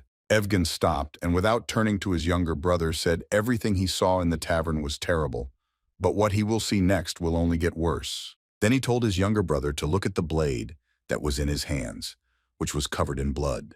He gave birth to his hand and began to talk about how not only their father but he too was capable of killing. Then he drove the blade into the ground and looked at his younger brother again. Boris thought to himself that this was most likely not true, and that his older brother was not the kind of person he was now saying. After all, he saw everything because he was on the street, and he could see everything that was happening in this tavern. Boris believed that his older brother acted this way only because he was protecting him. Evgen said that in order to save those who are dear to him, he's ready to do anything, even murder. Boris looked at his older brother and wanted to say something, but he interrupted him and said that he should take care of himself. Evgen once again repeated to his younger brother that he would do anything for him, but he also had to take care of himself first. He should have valued himself more than any treasure, be it a relic or anything else. The elder brother said that he should defend as fiercely as professional soldiers do, so that even those monsters that surrounded them on the lake couldn't kill him. And they also did not dare to hurt him as their uncle did to their father, or just quit like what happened to their aunt, and they still don't know what happened to her. The elder brother told his younger brother to fight constantly and put his hand on his shoulder. He explained that these are his rules for him to survive in this cruel world. On the edge of this village, they saw two silhouettes who were talking to each other. Most likely, these two were the ones they needed. Evgen, when he came a little closer, saw that Winterer was not visible. He decided to watch them. Evgen noticed that Vals was also not nearby, but he thought that he would be here. The two brothers hid and watched everything that was happening. At some point, Boris told his brother to look. From the opposite side, a fairly large number of people were approaching. They were aggressively disposed. Evgen didn't understand what was going on, but decided that they needed to follow it to the very end. Apparently, those same mercenaries were approaching from the side. He had heard that they were renowned warriors, seasoned in battle. As they got closer, one of them, he was the captain of the Diraki mercenary squad, said that they had unfinished business. After that, he took a few more steps forward to get as close to Yannicka as possible. The girl said that it was a great honor for her to meet Captain Diraki of the Golden Spear. The captain didn't talk for long, and said that they were waiting for compensation because the boys they sold to them had already run away. The girl laughed and said, "Really? But it's not their fault that the captain and his team were late, and even more so that they were missed. They completed their task." The captain said that he would be brief, or the compensation would be double. Either these two had to join their ranks and work for them. Yanika was very indignant. She started shouting that the captain and his mercenaries were behaving dishonestly because they had not agreed on this, and they would not get anything from them. Her companion told her not to act rashly, and told the captain that of course they would compensate for the losses because they had been cooperating with them for quite a few years. He did not understand what use they could be in the squad. And he also added that most likely they can only disrupt their coordinated work. So the easiest thing for them to do is return the money to the captain. The girl screamed that they are petty bastards. And then she threw a bag of money right at their feet, shouting at them to choke on it. The captain of the mercenaries said that this will not work. He clearly stated either pay or work for them, but if they do not want to, then they will kill them. Yanika couldn't calm down. She understood that they really intended to take double payment, but then she thought that she had a way out. She turned to the captain of the mercenaries to ask him to answer her question. Do they really require her to work for them until death? Her partner didn't understand and asked her if she was seriously going to get hurt. The girl said of course not. She asked, after all, they are not obliged to work for them forever. The captain silently listened to everything she said, and Tim answered that he would let them go if they completed the first task. And this task was that the senator from Travage was for 50 people, but 2 died in an accident, so they needed to replenish the numbers. The girl smiled again and said, now everything has become clear to me. Then she took her kai off her head and said she doesn't know what exactly they will have to do. But the main thing is to show results because that's why they want to take them on the team.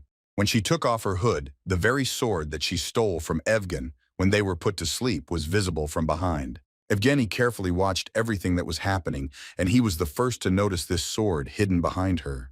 Yanina said that in that case they don't agree, but then so that the captain doesn't go back on his words. At that moment, Evgen came out of his hiding place and ordered Yanina and her friend to stand. At that very moment, he pushed himself to jump and land right next to her. The captain stood silently, not understanding what was going on. Where did this young man come from? Yanini was also very surprised. Only now she realized that these 2 young men had not run away. Evgen landed on the ground right next to the girl, and he took out his sword to engage her in battle. Evgen told her to return the sword to him immediately. He was not going to leave the sword with her. The young man came closer and repeated his demands again. He told her to return his sword to him. They stood silently, not understanding what he was doing here and how he could have gotten here at all. Evgen stood looking at them. It seemed that everything around him was turning red, and his eyes, which were always blue, were also turning the color of blood. Yanika was not at a loss. She said that it was very fortunate that those whom the mercenaries were looking for came into their hands themselves. Then she said that in that case they could go because they no longer had any obligations to the captain. The next moment she saw the glint of a sword that was very close. Evgen asked the girl on what basis they buy and sell people. There is no slavery in this country. To which she replied, if he was caught because he wasn't bright, then he should have sat and kept quiet. Who was he to teach a pro? And then she added that he should save his snot for his mommy. Evgen couldn't resist and told her that she wasn't a pro at all for him, and he wasn't a greenhorn at all for her. Boris couldn't stand it and shouted that they tied them up while they were sleeping. Can this be called skill? And is this something to be proud of, since they acted dishonestly when they tried to deceive them from the very beginning? Boris, I will remind you of the words with which they approached, because they then said that they see before them noble gentlemen who are learning about the world, and it is unlikely that they will find anything for them. The warmth of their fire will be quite sufficient. Then they gave them an apple. This was their way of trying to get closer to them. And then they showed something else interesting, and it was a bracelet with a lot of different things drawn on it. Everything they did from the very beginning and showed from the very beginning was all untrue. Boris shouted that they were real cowards who were afraid to fight even small children in a fair fight. Boris said that these people took advantage of their trust, and in fact they are not warriors, they are scammers. These 2 stood and could not object to anything, because in fact it was so. They thought that this boy was very impudent. The mercenary captain said that it seemed that opinions were divided. Janina did not understand what he was talking about. She said again that if the fugitives returned, they were free, and told the captain to return the money she had thrown to him. The captain couldn't hold back and shouted at her to fight. He said that whoever wins this war can leave peacefully and whoever loses will stay. The captain also added that in any case, they will take the loser with them. There were two left on the battlefield, the older brother and his opponent, the same one who stole his sword.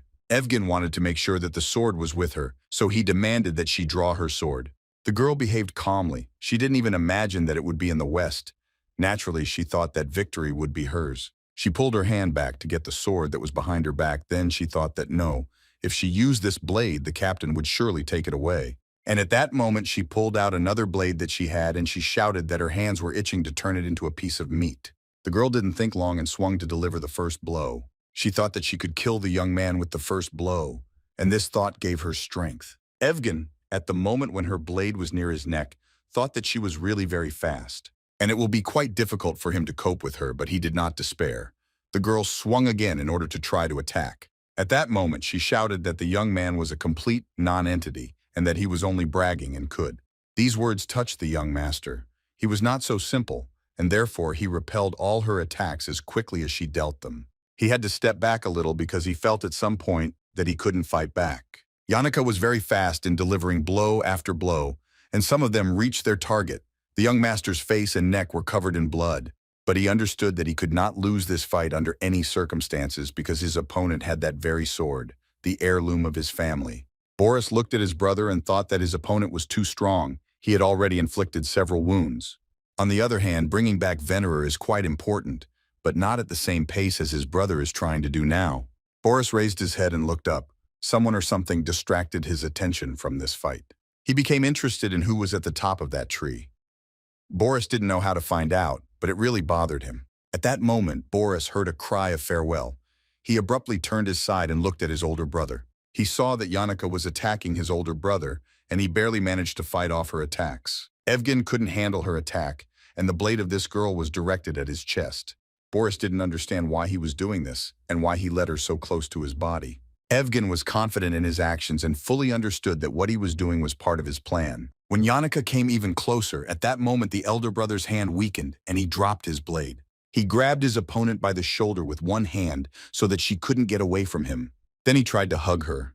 The girl did not understand what he was doing and what his plans were. Evgen did all this only for one reason, to take from behind her back that very sword that belonged to their family. She didn't understand what was happening and started asking him why he was doing this. This made her very angry and she tried to yell at him, but it was no use. It was all too late. It seemed that she was frozen in this position and could no longer move because she was made of glass. Boris and the others didn't understand what happened. They thought it was magic, and most importantly, they saw that it was glowing. Yannicka stood in one pose and glowed as if she was a statue and could not move. Evgen took from her the sword that belonged to their family. Evgen was silent for a bit, turned to the others and said that the duel was over. About whom the cancelled body of Yannicka continued to stand and glow in the hands of the young master was the very sword that he was supposed to keep. For him, the duel was over. He stood and felt like a winner. That's why he told everyone else that he had won. He was completely sure of it. The captain of the mercenaries said that he agreed with him, and in that case, he would let them go. At that moment, the younger brother ran up to his older brother, and he was very happy that everything ended like this. Yannicka's friend who was with her could not come to his senses. He did not know and did not understand what they did to her. He thought that things had gone too far and he couldn't leave it like this, so he took out his crossbow. At that moment, when the two brothers were reunited and rejoiced that they were free, their opponent did not think so. His arrow was already loaded into the crossbow, and he aimed it at one of the brothers. Evgen saw out of the corner of his eye that their opponent was about to shoot, and he couldn't let that happen. Already in the next moment, several daggers were directed towards the enemy, so that he did not have time to press the crossbow. He only felt pain. The brothers turned and looked in his direction, and heard a cry that something had happened to his hand. Then they saw him fall to his knees and try to pull the knives out of his hand. The captain of the mercenaries told him how dare he play tricks in front of him. Then the captain shouted very loudly. He called Naya, who was on the very tree where Boris noticed her. It was she who threw those knives and caused damage to the young master's opponent. This girl always had 2 knives in her hands and she handled them very skillfully. The mercenary captain ordered her to grab this loser who tried to disobey him. She needed to jump off the tree and take a few steps to be there. This girl had long white hair and huge lilac eyes. In all her movements, she resembled a cat. After the captain's order, she quickly moved towards this loser. The shooter did not expect such a turn of events, so he was very scared. The girl made 2 more jumps and was very close. She swung to attack him. The shooter could only raise his crossbow to repel her attacks, but the girl did not stop and continued to attack. She tried to strike, but at some point he dodged the blow. Once again, she struck her opponent so hard that he could not hold the crossbow in his hands and threw it away. She stood opposite the shooter and looked straight into his eyes. She understood that she had completely neutralized him. The shooter couldn't even move because her knife was near his throat, and one move and he would already be dead. The shooter began to tell the captain that he was getting rid of his old partners like worn-out shoes. Would the captain really side with this scum? He didn't understand whether their mere appearance had awakened some pathetic maternal instinct in the captain. The captain didn't answer. He only ordered that everything be cleaned up here. The captain's men immediately grabbed the shooter and tried to take him away. He screamed loudly to be let go. Evgen looked at the shooter and told him that it seemed like he hadn't really thought about the role of his mother, and he wondered if he could say that in his mother's presence. And then he added that while he was alive, it was better not to catch his eye at all. If he stopped at the level of the beam, the shooter could not answer him. The girl stood and looked at her brothers. Her face seemed terribly sad. She did not utter a single word. Boris also looked at her. He didn't understand what exactly, but most likely it was her gaze. It was somehow different. It was her gaze that he felt then and raised his head to see who was there on the tree. At that moment, the captain said that it was a good job and it was time for them to go. The girl followed the captain. The captain and his team turned around and went back in the opposite direction. And in the end, he said that their job was done. At that moment, Boris thought that Yannicka and her gang never asked why they were on the run. Most likely, they were planning to deceive them from the very beginning. They are most likely just scammers. Boris thought that the horse they were riding had run away, and their money had been stolen. He didn't understand what they were supposed to eat or where they were supposed to sleep. This worried him greatly. But at least he thought his brother was safe and they got Venturer back. At some point, Boris felt discomfort. His thoughts were mixed up and he couldn't think. He stopped in his thoughts and decided to decide who it was. The first thing he thought was that they were being attacked again. All this was because he couldn't breathe. Someone's hands were squeezing his throat very tightly. At that moment, he started asking his brother for help. He screamed for him to help him. The only thing he said was the word, brother. He opened his eyes and saw someone's silhouette. And most importantly, he saw someone's eyes, and they were filled with blood. Boris was able to push the man away so that he would remove his hands from his throat and so that he could continue to breathe.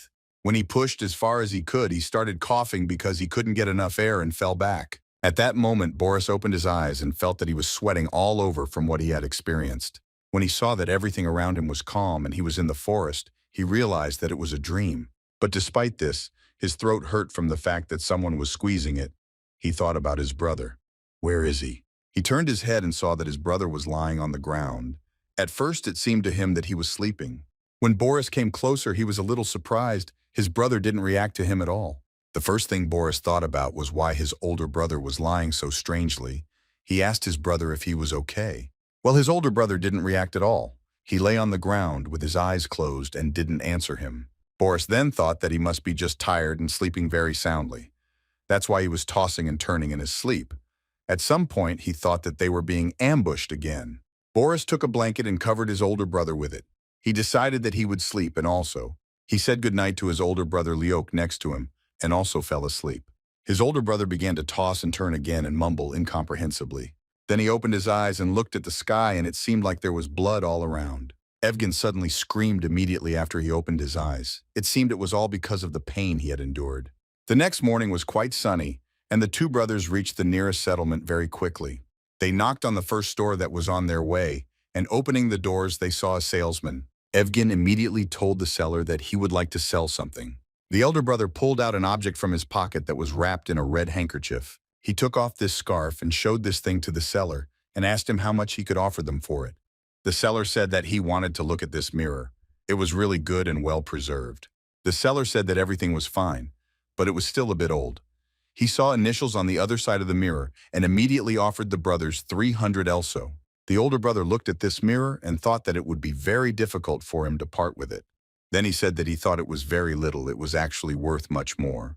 The buyer said that it is not new, and to try to get more of the delayed thing and robbery, if this price does not suit the young people, let them go to another place. He thought for a bit and said that the young people would think that no one would give them more than 200 elso. Then he added that he doesn't know which lady this mirror belonged to, but this design is no longer in fashion.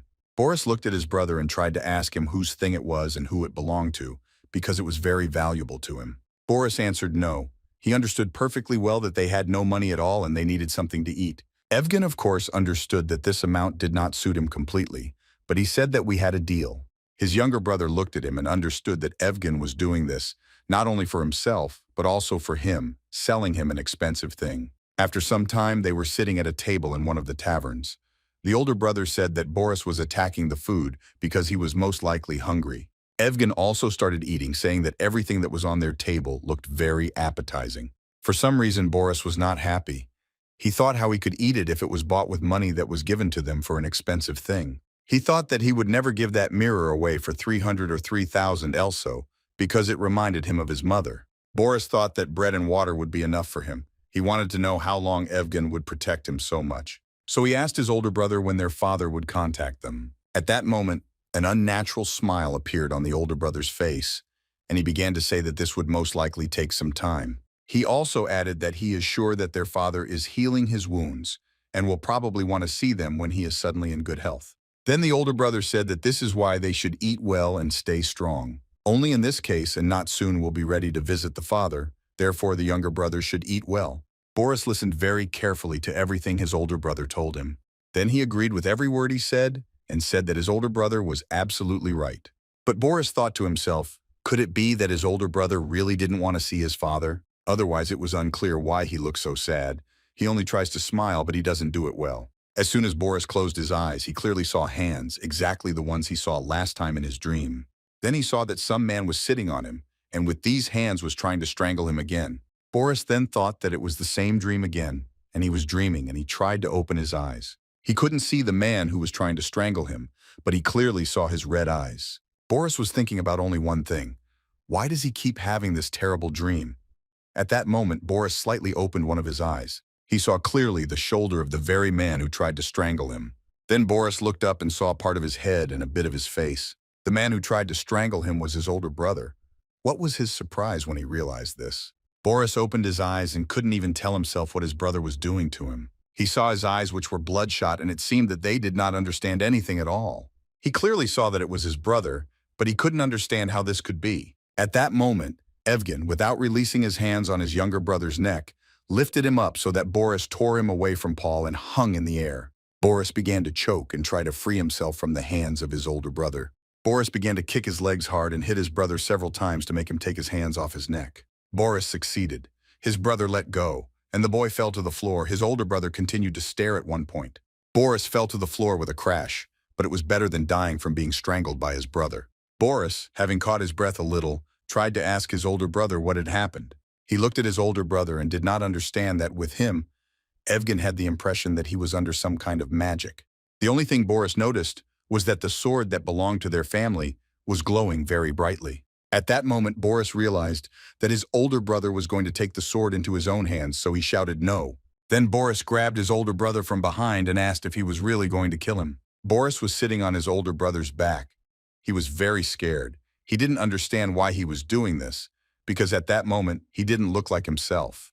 Boris wanted only one thing, for his older brother to wake up. Evgen's eyes were becoming more and more red. There was nothing human in them. At that moment, Boris jumped up and realized that it was a dream again. But it was so true that it seemed to him that it was all real. Boris looked at his older brother and did not understand what it was. He was barely breathing. At that moment, Evgen asked him if he had had a nightmare. Boris had nothing to say. He sat silently and looked at his older brother. In front of Dari himself was his brother. He stood and looked at him. Well, for some reason, Boris saw in his older brother the same man with red eyes who had strangled him that night. Boris thought for a bit and decided that it seemed to him because it was just a dream. So somehow he got out of the situation by saying that he just didn't sleep well. Evgen, seeing that Boris was holding the lock, asked him what had happened. Was it really painful? Boris didn't say anything because he remembered how his brother held him by the throat with his hands. And then he threw it aside so that it fell on the floor and hit itself, which is why it hurts now. Boris realized that he had not dreamed it at all, that it happened to him because the pain was real. But Boris didn't tell what happened. He said that he just fell out of bed in his sleep. His older brother didn't believe it because it wasn't like him. He said that most likely the last few days had apparently worn him out. Evgen added that if they had a good rest yesterday, he suggested that they immediately continue their journey today. Boris did not resist. After some time, and not just the two of them, they set off on their journey further. Boris walked behind his older brother. The whole time they were walking, they practically didn't talk about anything. Boris watched his older brother take steps. He walked behind and looked at his back. The younger brother wanted to understand what happened. He wanted to figure everything out. Boris walked behind, thinking about what happened yesterday. He clearly saw his brother attack him. It was not a dream and not an illusion. The only thing he understood was that his brother was doing it in a foggy mind.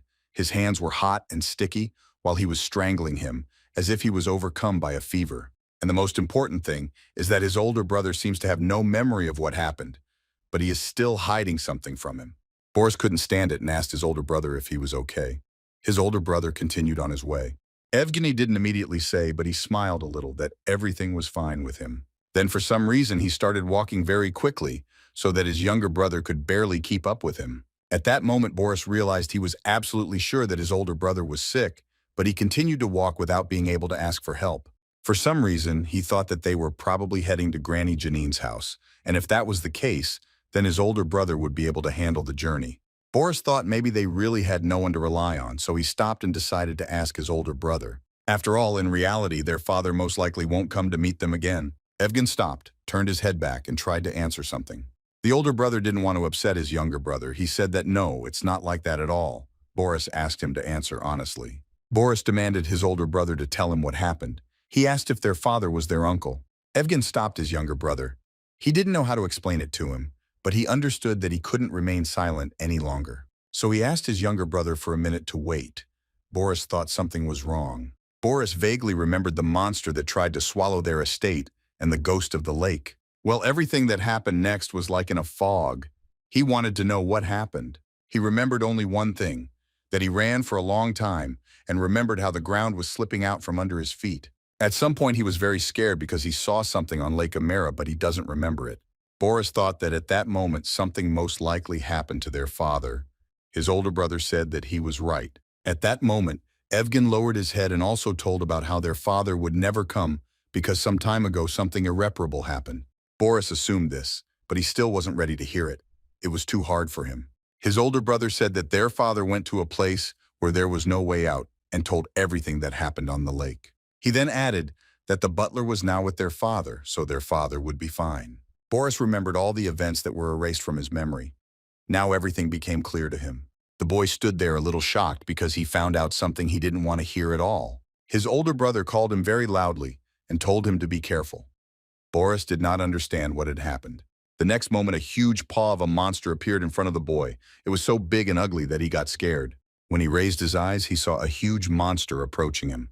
This monster was so close to Boris that he didn't know what to do. He had a dagger in his hands, but he was still scared. Boris stood and looked at this huge monster in front of him. This monster had huge red eyes, exactly like the monster on the lake. Boris stood looking up at him and couldn't even move. Boris looked straight into the eyes of this huge monster. He understood that he was too small to fight him.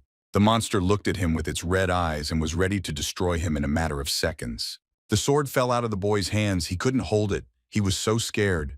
The monster tried to get as close as possible to the boy Boris with its tentacles and sharp claws and fell to the ground. Boris narrowed his eyes in fear. He was afraid to even open them to see this monster in front of him. He felt his older brother reach out to him and tell him to grab it. Boris couldn't do it, so his older brother grabbed him by the collar and dragged him towards him.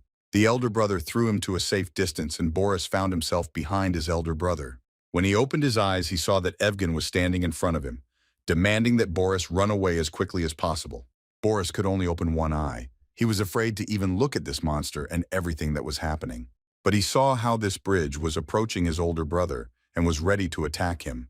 Blood splashed right on Boris's face. He did not understand what had happened to his brother. That moment when Boris heard his brother screaming for him to run, he stood frozen and looked at this monster. At that moment, the boy realized that it would be the same ghost that he had heard since childhood. The same ghost that his nanny told him about, that a ghost with red eyes lives on Lake Amera. At that moment, he realized that this ghost looked undead, not dead. The only thing that surprised him was that the eyes of this ghost were red fire. At that moment, when this ghost swung his huge wing at his brother, Boris got very scared and ran away like a real coward. He didn't even look back. He ran and thought only about one thing: what could happen to his brother, because he left him there all alone with this monster. Boris could not forgive himself for being so scared and attacking the iron. He understood perfectly well that his older brother was left alone with this monster and took the full brunt of the blow, saving him. After some time, they met again and sat by the fire as before. This time his older brother was not so cheerful and did not try to calm his younger brother down. Boris also looked at the fire all the time. You understand that their relationship has changed a lot. Suddenly, the elder brother said that tomorrow at dawn, everyone should go their own way. Boris was very surprised that it meant that everyone would go their own way, rather than his older brother deciding to quit. Evgen told his younger brother that it would be better if they said goodbye and then added that he could no longer be there. He had little time left. After these words, which Boris did not understand, he wondered what it could mean that there was little time and where he was in a hurry. Boris only had questions left, and he hasn't heard an answer from his older brother yet. Boris lowered his head down and then said that no, he doesn't want it like that. Boris did not raise his head, but he told his older brother that he would be with him until the very end. Evgen then told his younger brother if the attack that he had last night happens again, then he could kill him. He should have understood that. Then the older brother said that it was the ghost of Emmer with red eyes that took their aunt's life. She was always kind and gentle, and he remembered it very well. But when he returned from that lake, there was no trace of her former self left. I read madness in her eyes, and no one close to her recognized her anymore. Her voice became like a monster's. It was very scary, and there was no way to change it. The most terrible thing was that only death could cure their aunt. There was no other way out. Evgen was very worried that the same thing that happened to their aunt would happen to him. Then the older brother told Boris to take Winterer, pull it out of the knife and try to swing it. The boy didn't understand why he needed it. But he fulfilled the request of his elder brother and took this sword into his hands. It will be hard for him. Boris held this sword with both hands, but it was difficult for him. He still didn't give in to him. So it was hard for the boy, and his older brother helped him. Evgen said if only he was a little older, then most likely he would have succeeded the first time. Evgen was very sorry because he couldn't wait until his younger brother grew up enough to hold this sword. And most importantly, he was offended that he would not be able to see how his younger brother could defend himself. Evgen took a few steps back. He understood perfectly well that his younger brother would not be able to grow up in an instant. He also understood perfectly well that his time was running out and monsters were appearing in his body that he could not cope with. Evgen told his younger brother that he would most likely hurt him soon enough. Boris looked at him with huge eyes and did not understand what his brother was talking about. He certainly did not expect such a turn of events. Boris thought he had the impression that his brother was leaving him right now. He tried to mentally tell him not to go away here, not to leave him alone. Boris shouted to his older brother that he absolutely didn't care if he killed him. He was ready to stay with him until the end. Tears ran down Boris's cheeks. He screamed that he knew what his older brother was thinking, but he couldn't survive without him. Boris understood that there were many people hunting for Winterer, and they could not be more dangerous than those they had encountered so far. That's why the younger brother said that he wants to be with his brother until the very end, no matter what, because dying at his hand won't be so scary. These words upset the older brother very much. He could not answer him, he only nodded his head. And then he deliberately hit his younger brother in the face with his palm so that it would hurt him a lot. Boris didn't understand why he got this blow. He was offended because he had just said that he was very devoted to his brother. Evgen said in a stern voice, did his younger brother really forget their conversation, and should he repeat what he told him? Boris became even more upset. Tears were streaming down his face. He only managed to wipe them away with his hand. Boris raised his head and through tears began to say that his older brother then said that he needed to survive. Evgen repeated to him that he remembered everything correctly, and he doesn't even have the right to die when he disappears. Boris must become very strong. And then, hugging his younger brother, Evgen said that he himself must become a shield no matter what, because he won't be able to hide behind someone's back anymore, because he will be himself. The older brother also added that Boris should not trust anyone, and in no case should he lose his vigilance. It will be difficult, but it will be worth it. He needs all this for only one purpose, because it is about survival, and he must do this in order to learn all the possibilities that life holds. Boris stood silently, tears streaming from his eyes, and he looked at his older brother, listening to every word he said. Then Evgen picked up from the ground a sword that was a relic in the family, and he handed this sword to his younger brother and said that from that moment on, this sword was his. Boris understood what responsibility lay on him and why his older brother was doing this. Evgen added that if he loses his mind again at some point, his younger brother should use it to kill him. Evgen caught himself thinking that his memories were gradually dissipating, and he didn't remember at all what he had done. It seemed to him that he was going crazy, forgetting like a monster how it was with his aunt. It seemed to him that everything was happening to him exactly the same way as to her. He was tormented by only one question. Did he threaten the life of his younger brother? At some point it seemed to him that morning had come, but when he came to his senses it was already noon. He lit a fire at sunset, and when he looked up, the stars lit up the sky. Evgen caught herself thinking that he can't control anything, and he's losing himself.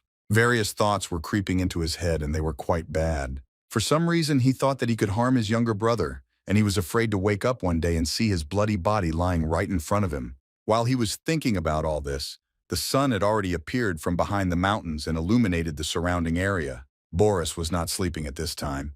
He went to collect brushwood and keep their fire burning. When the younger brother approached, he saw his older brother sitting near the tree. Boris told his older brother that he should at least get some sleep because he hadn't closed his eyes for 3 days. Evgen really wanted to sleep. His eyelids were drooping, but he couldn't allow himself to do that. Hadn't he really slept for 3 days?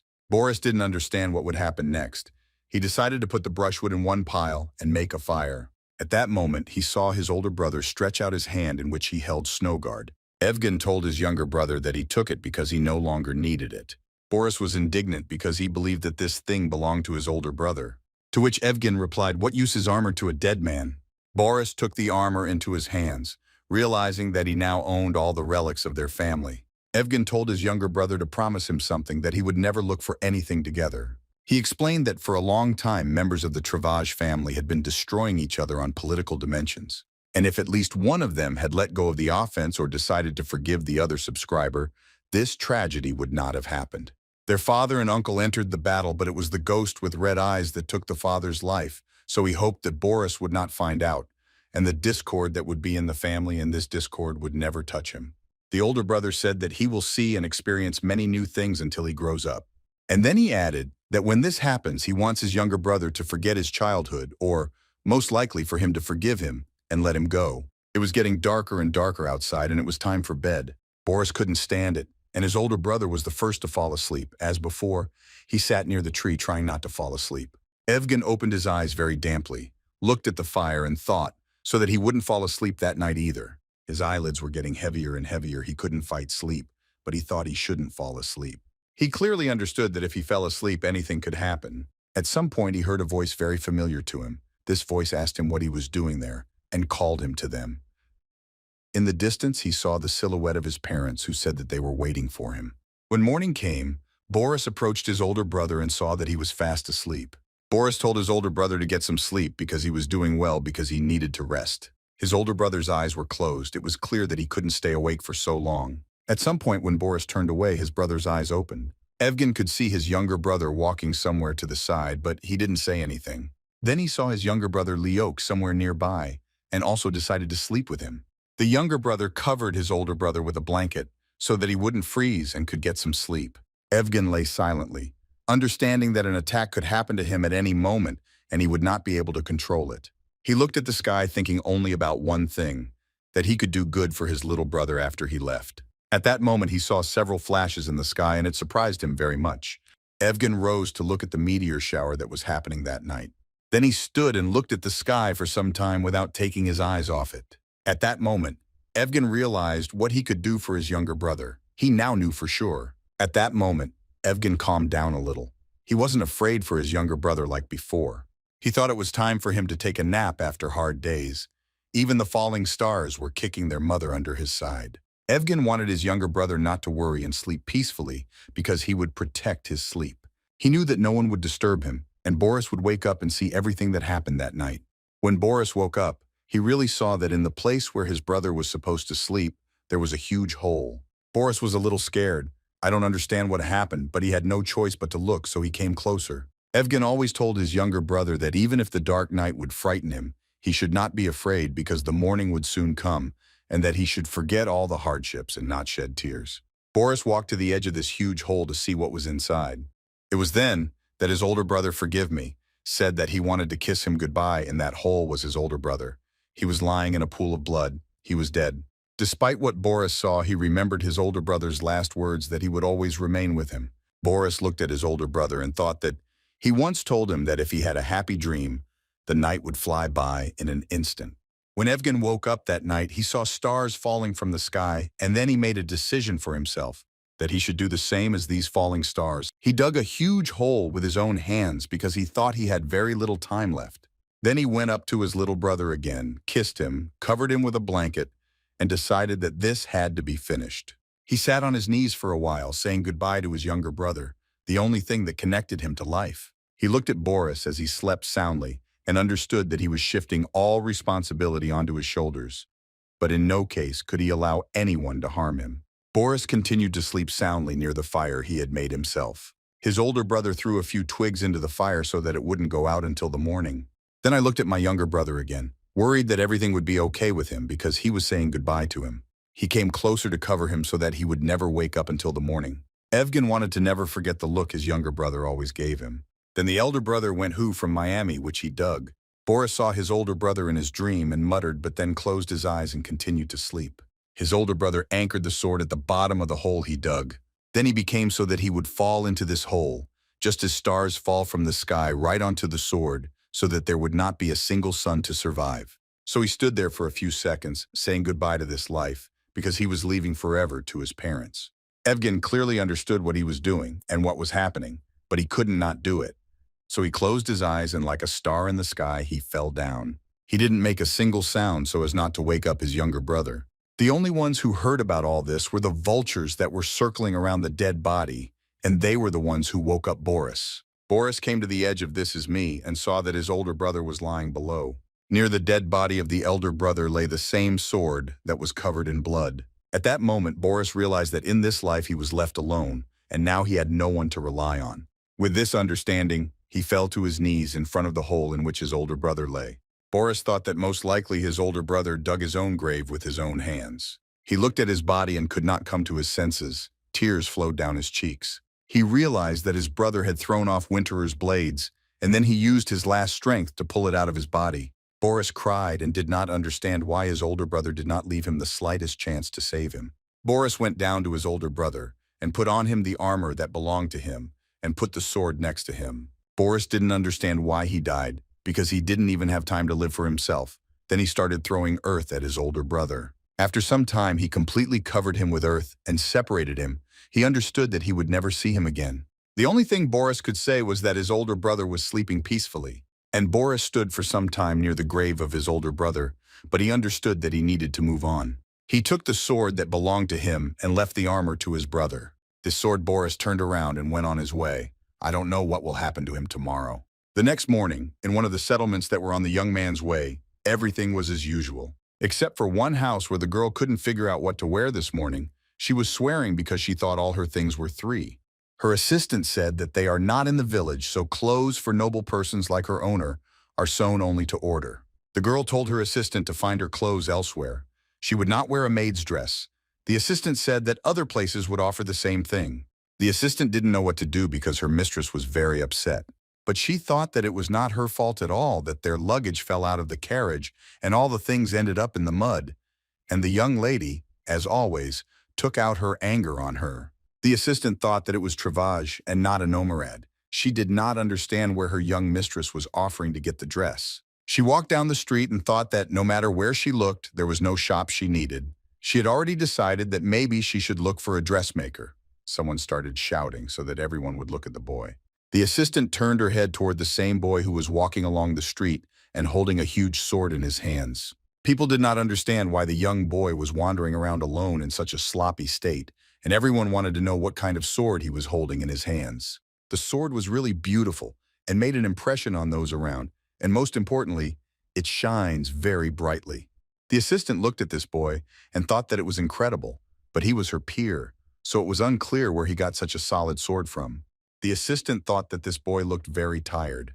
She was interested in this guy and she wondered where he was going. After watching this guy, she saw that he approached one of the houses and was ready to open the door. The assistant realized that it looked like an inn. She couldn't stand it and shouted at the guy to wait. She told him that he couldn't just go there and that it was dangerous. You never know what kind of bandits might be in such an unsightly place. Boris looked at the girl who tried to stop him, but he was so tired that he couldn't even object to her. He only answered her that everything was fine. The assistant didn't understand why he was behaving this way and why he had such a gloomy expression on his face. Even at some point, she showed that it was as if a shadow had fallen on this guy, and he did not belong to himself. Boris did not stop. He opened the door, stood in the yard, and took a few steps inside. When he entered, he asked if he could go inside. He was greeted by a girl standing behind the fence who said, "Yes, come in." Boris asked the girl if he could have a room, and as soon as possible, the girl was a little surprised. She asked him just in case, to which he replied that yes. She asked if he wanted a cheaper room, in which case he would owe her 5 in silver. The girl explained that this room is located in the back. The bed is a bit small, but she thinks it will suit him. Boris looked around, thought for a bit, and then looked at the owner of this establishment. He told her that the girl smiled and didn't understand what else he needed. Boris lowered his eyes and asked the girl if she knew anyone who could give him a job. He looked up and replied that he didn't need money. He just needed food and a roof over his head. That's all he wanted. He remembered the words of his brother who told him that in order to survive, he must be strong and endure this harsh winter.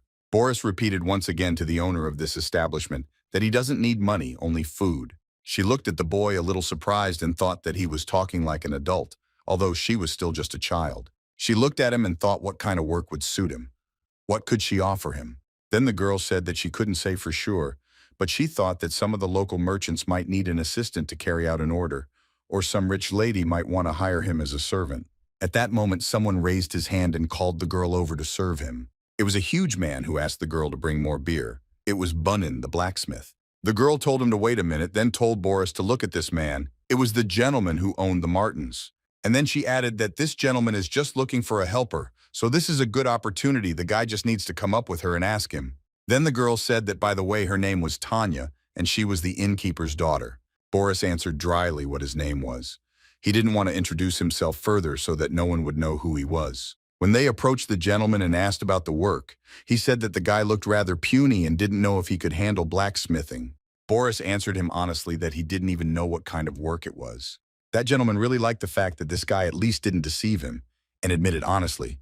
Then the gentleman added that he immediately understood that the young men were of new origin from some family. Most likely, there was an internecine war. Boris said nothing.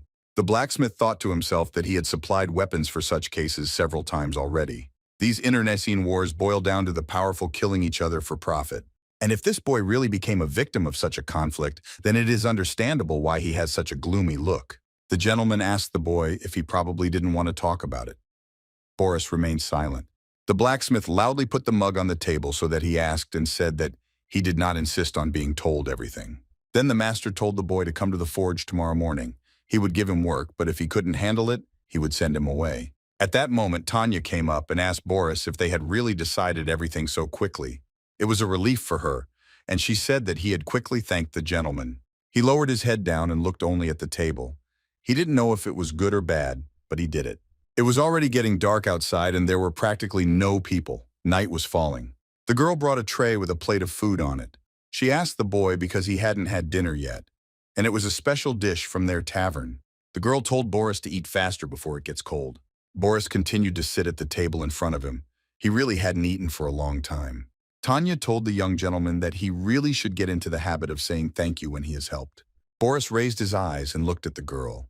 He really didn't say thank you. And the next moment, he immediately thanked her. The girl turned around, looked at the guy again, and walked on. She told him to rest. After just a few minutes, the plate the girl brought was empty. Boris was really hungry. He immediately lay down on the bed that was in his room. He needed to rest because tomorrow morning he would already be going to work. Boris lay on the bed. He understood perfectly well that blacksmiths make agricultural tools and weapons, so the work would be hard. He remembered the blacksmith who hired him for work, and remembered his words because he would be waiting for him tomorrow morning. He lay on the bed and thought about everything. He was worried about something else. Could he trust these people? After all, he had encountered it more than once recently, and then they understood that people are different. Even those whom they considered good people, in difficult times, they passed them on to their brother. And the fact that she saved their lives, stole the sword, and sold them to a gang of mercenaries. He suddenly thought that Tanya and this gentleman were also planning something terrible. The only conclusion that Boris made was that the kinder people are, the dirtier their plans are, and that he needs to check whether the Martin actually exists. And most importantly, he decided to check whether the blacksmith was trustworthy. So he decided to quietly leave this tavern and check everything. She took a few steps on the street and heard a loud stomping sound. Someone was shouting at his horse, but she went. Along this street, 2 young men on horses were racing. They were shouting to all the passers-by to get out of the way. Boris was crossing the road at that moment. These guys were shouting at him. Is he really deaf? But the boy seemed not to hear. One of these riders shouted at him to get out if he didn't want to die. The horse reared up. Boris was very scared when he saw that the horse was very close to him. He was afraid that her front hooves were very close and she could hit him. This is what happened the next moment. The horse hit the boy on the head with one of its hooves. Boris couldn't stay on his feet and fell to the ground, hitting himself even harder. The rider on this horse stopped and asked the guy why the hell he didn't leave the road, or if he was looking for death. And then he added that if he blocked their path, he should bow down and ask for forgiveness and not stare. This rider thought that he was a small beggar and did not know manners. None of the people helped the boy. Everyone turned away and pretended as if nothing had happened. Boris had no choice but to raise his head and ask forgiveness from the gentleman who was sitting there for disturbing him. But then Boris said that he thought it was wrong to ride a horse where there were a lot of people walking. This gentleman jumped off his horse and said that this boy was not one to mince words, and his friend added that it looked like he needed to be taught a lesson. The rider who ran over Boris swung his arm to hit him and said that was exactly what he was going to do. He swung the sword that hit his horse, and he also wanted to hit the young gentleman. I couldn't do anything and I couldn't dodge, so this gentleman's blow hit me straight on the club. After one blow, he hit Boris several more times while saying that this is what happens to steam who gets in the way of their feet. The officer who was riding the horse asked the boy after he had given him several blows with the whip if he had understood that it was wrong to do that. Boris was very offended because, in fact, he had not done anything wrong and had simply made a remark to them. At that moment, he squeezed the sword he had with all his might. He thought if he was strong enough to wield that sword, or his older brother would be here. But the next moment, Boris realized that all these thoughts would not help him in any way. Now he had to do everything himself. The rider demanded that the boy, if he understood everything, ask him for forgiveness. They stood for a while, but Boris was not going to ask for forgiveness. He was thinking about what to do. Boris thought that he had to get up on his knees and stand on two legs anyway. He couldn't humiliate himself in front of his enemy. The rider said that this guy was a scoundrel. Boris understood that now he was alone in this world. His older brother gave his life to save him, and he would not allow some scoundrels to break him. It was at this time in another part of this settlement that the young lady's assistant returned to the estate. The young lady was very upset. She thought it was just funny. Couldn't she find a single tailor? She didn't understand what the nobles wore here. It was Rosalind de Belnor, the only daughter of Count Belnor. Her assistant asked the lady for forgiveness because she could not find a place where they sewed dresses to order. She said that even the sewing workshop was nowhere to be seen on the road. She met only that boy as she showed him. He needed help. At that moment, a knock on the door was heard. Someone asked permission to come in. It was the young lady's father. She said that her father could come in. When her father came in, he had a dress in his hands. He bought his daughter a new dress. The young lady was very happy. She thanked her tutu and said that he was better. The gentleman asked his daughter to get dressed quickly because he wanted to take a walk through the evening city with his daughter. And then he added that studying the customs and traditions of other lands would allow her to become wiser. The girl agreed. They were already waiting for her on the street, and one of the horses was intended for her father and the young lady. When they went on this walk, the girl tried to find out where her father got this beautiful dress. She was curious because her assistant Kamiya searched the entire city but found no one. Her father said that he bought the dress that was sewn for another girl. The young lady was surprised that it is not customary for local noblewomen to wear a dress. Her father said that there were no nobles in this city, and this worried his daughter a little. He then asked one of his assistants to look after his daughter Rosa. At that moment, his father left her alone with an assistant and rode off further. In just a few minutes, he was at the very spot where one of the horses had hit the boy, and then the rider had hit him with the fence several more times. The gentleman approached them and wanted to clarify what had happened there. He saw a little boy lying on the ground, hugging a sword tightly in his hands. People are talking among themselves about how finally someone has stopped and someone will be able to help him. Are they really going to fight with swords? When Tanya went outside, she screamed loudly and called for the blacksmith to come out as quickly as possible. The gentleman who rode up on the horse wanted to know what happened, so he asked about it. In response, he heard that they did not understand who he was to interfere and incomprehensible laughter. This gentleman told the boy's offenders that they were mocking a defenseless child and that they should get lost. These offenders did not understand why he was happy, but the gentleman also told them that they would regret not running away immediately. One of the offenders asked if they really had a knight of justice, and taking out his sword, he rode off on horseback to strike the master. Only the gentleman was so serious that he understood that he could deal with these guys very quickly. That's exactly how it happened. He jumped off his horse to stop the offender. The very next moment, nothing remained of the offender who was confident in his strength. He looked at the master and asked him for mercy. The sword that was in the hands of the offender was in the ground. He was completely disarmed. The gentleman stood right in front of him and asked if he wanted to continue holding the sword in his hands. This sword was right next to his throat.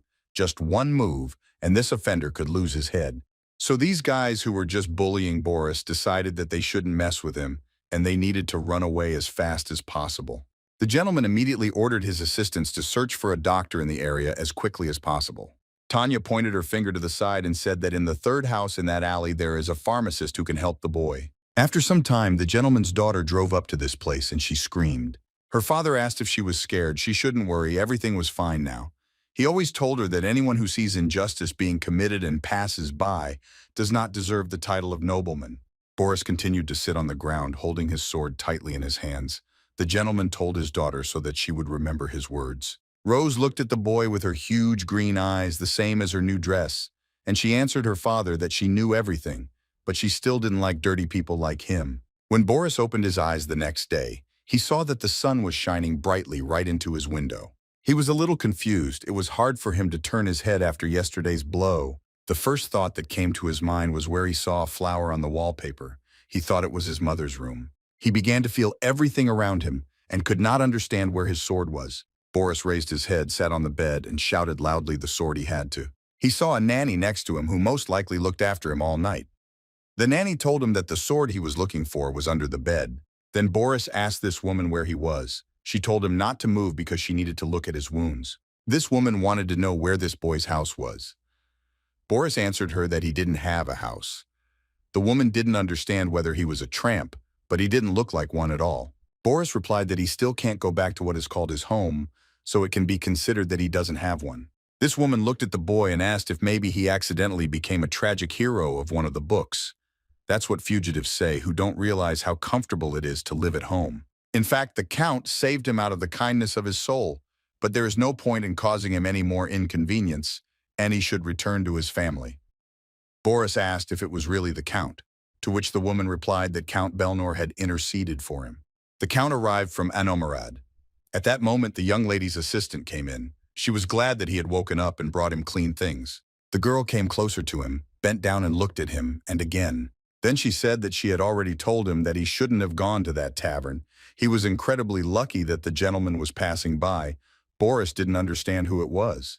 The assistant held his clothes already washed and ironed so that he could wear them again. The assistant asked him how he was feeling and if he could move after yesterday. And then she added that the Count had invited him to dinner, so he should get dressed and go out. They were waiting for him. At the head of the table sat the Count, who immediately saw the boy and greeted him. Then he said that he was very glad that Boris had woken up and was ready to walk. Boris thought it was a man. Most likely he was the savior. And this was Count Belnor. Boris looked at the table and got an appetite. There were many products there that he hadn't seen for a long time. They sat him down and gave him a plate of food. The Count told the boy to try one of the dishes. He was interested in whether he knew the real taste of Belarusian. The Count's daughter said that it was an omelet with truffles. Their family is famous for these mushrooms. The Count added that the boy was most likely very hungry, so let him eat rather than be shy. Boris thought that he had not had a proper dinner for a long time since the moment he left his house. Of course, he first tried their signature dish, an omelet with truffles. When he ate, he remembered the time when he lived with his father and his older brother on the estate. The Count said, looking at the boy, that it seemed to him that he liked her. Then after dinner, the Count said that he wanted to introduce himself if the young man did not mind. He said that he is Count Belnor from Bel Cruz, located in the south of the kingdom of Amomerad, and his name is Ganymede de Belnor. Then he looked at the young lady and said that this was his heiress and only daughter, Rosalind de Belnor. At that moment, Boris realized that it was his turn. He didn't know what to say, and he decided that it was worth telling the truth. He said that he was Boris Zeneman. He hoped that this Count was from other lands, so it was unlikely that he would know about his family. The Count lowered his head and eyes when he heard what family he was from. Then he asked the boy again if he was from the Zeneman family from Longord. Boris realized that this Count knew everything. The Count began to say that we have heard about this family of brave warriors from Travage and know that they got into trouble. Boris started talking about how his father was dying and his uncle became the head of the family. In that case, the Count said he assumed that their views on governance differed. He asked where he was heading next. He doubted that the boy would be able to return home. Boris said that he himself doesn't know yet where he's going because he's left alone. Then he said that one blacksmith offered him a job and perhaps he would stay with him. The Count asked again if he really wanted to take up blacksmithing and was sure that he would like this work. Boris said that he doesn't know, but he will try to love her because he has no other choice. The Count remained silent. Then, after waiting a bit, the Count said that he had a proposal. He asked the boy if he wanted to go to a nomarad. At that moment, he took the glass in his hands. Boris turned his head and looked at the Count. He didn't expect to hear such a proposal. The young lady was a little worried. She didn't know whether this guy would go with them. The Count replied that it was up to Boris to decide. I just gave him something to think about. Boris asked the Count why he was making him such a generous offer. The young lady was furious. The Count said that he could, of course, tell why he made this proposal, but he would prefer not to do so. Boris insisted that he answer him. He thought if this man has a reason, then he wants to know it. The Count thought for a moment and said, okay, he's ready to name this reason. Then he said that he would like to use the young master for his own interests. Boris was upset because he knew that no matter who he met and who helped him, it was not from good intentions. The Count said that he doesn't need anything, so it's not quite as Boris might think. And then he continued that he has a beautiful daughter and he does not intend to have more children, but he needs a child his age. He explained that long before his daughter was born, he made a bet with a friend. At that moment, they vowed that when their children turned 13, they would meet side by side, but the one who lost would grant any wish of the winner. Very soon after this, the couple had a daughter, Rosa, and he completely forgot about this bet. And last year he heard news about his friend, with whom he had not spoken for ages. It turned out that he had 2 boys, but unfortunately the eldest son was born mentally retarded. As soon as he learned that the Count had a daughter, he began training his youngest son to make him an outstanding swordsman. So he plans to win the bet and marry his son to Rosalind, which he didn't really want. At that moment, the young lady dropped the cup she was holding from her hands and screamed, "What the hell is this?" Then she asked her father again if it was true. Her huge eyes became even bigger. She wanted to clarify if she would have to marry a mentally retarded person. The Count told his daughter to calm down and he swore on his honor that he would never allow this to happen. Boris asked the Count again if he really had enough saving ability to distance this guy. Besides, he was not his son. The Count said that he would say that he had installed him and raised him on other lands, and now he decided to take him home and they would treat him like his own son. And if he wins, then they promise that he will give him a solid reward and make sure that he doesn't need anything else. And if he loses, he won't punish him in any way. He'll just ask him to leave his house. Boris wanted to know why him. After all, he was an ordinary passerby whom he accidentally saved. After all, he knows nothing at all about him. The Count said that the boy had nowhere to go anyway, which is true. He could hire at least 10 children, but finding a boy of noble birth is not so easy. He then said that as soon as they returned to Anomarad, he would immediately have to live the role of his adopted son. He did not have time to teach anyone etiquette and traditions. He said that the Zeneman family is one of the most famous Mechnik families, and it becomes clear that the boy definitely inherited the talent of the facto Niu. At that moment, he looked at the sword that was near Boris. The Count wanted to ask him what he would say about all this. He wanted to know if he would accept his proposal. Boris sat silently for a while and needed to think about everything that had just happened. He thought that if he went to the blacksmith, a peaceful and quiet life would await him. And if he works with a blacksmith, then hiding his identity won't be that difficult. And if he leaves for the distant kingdom of Anomarad, he will have to face new difficulties and trials. But there was one positive thing in all this.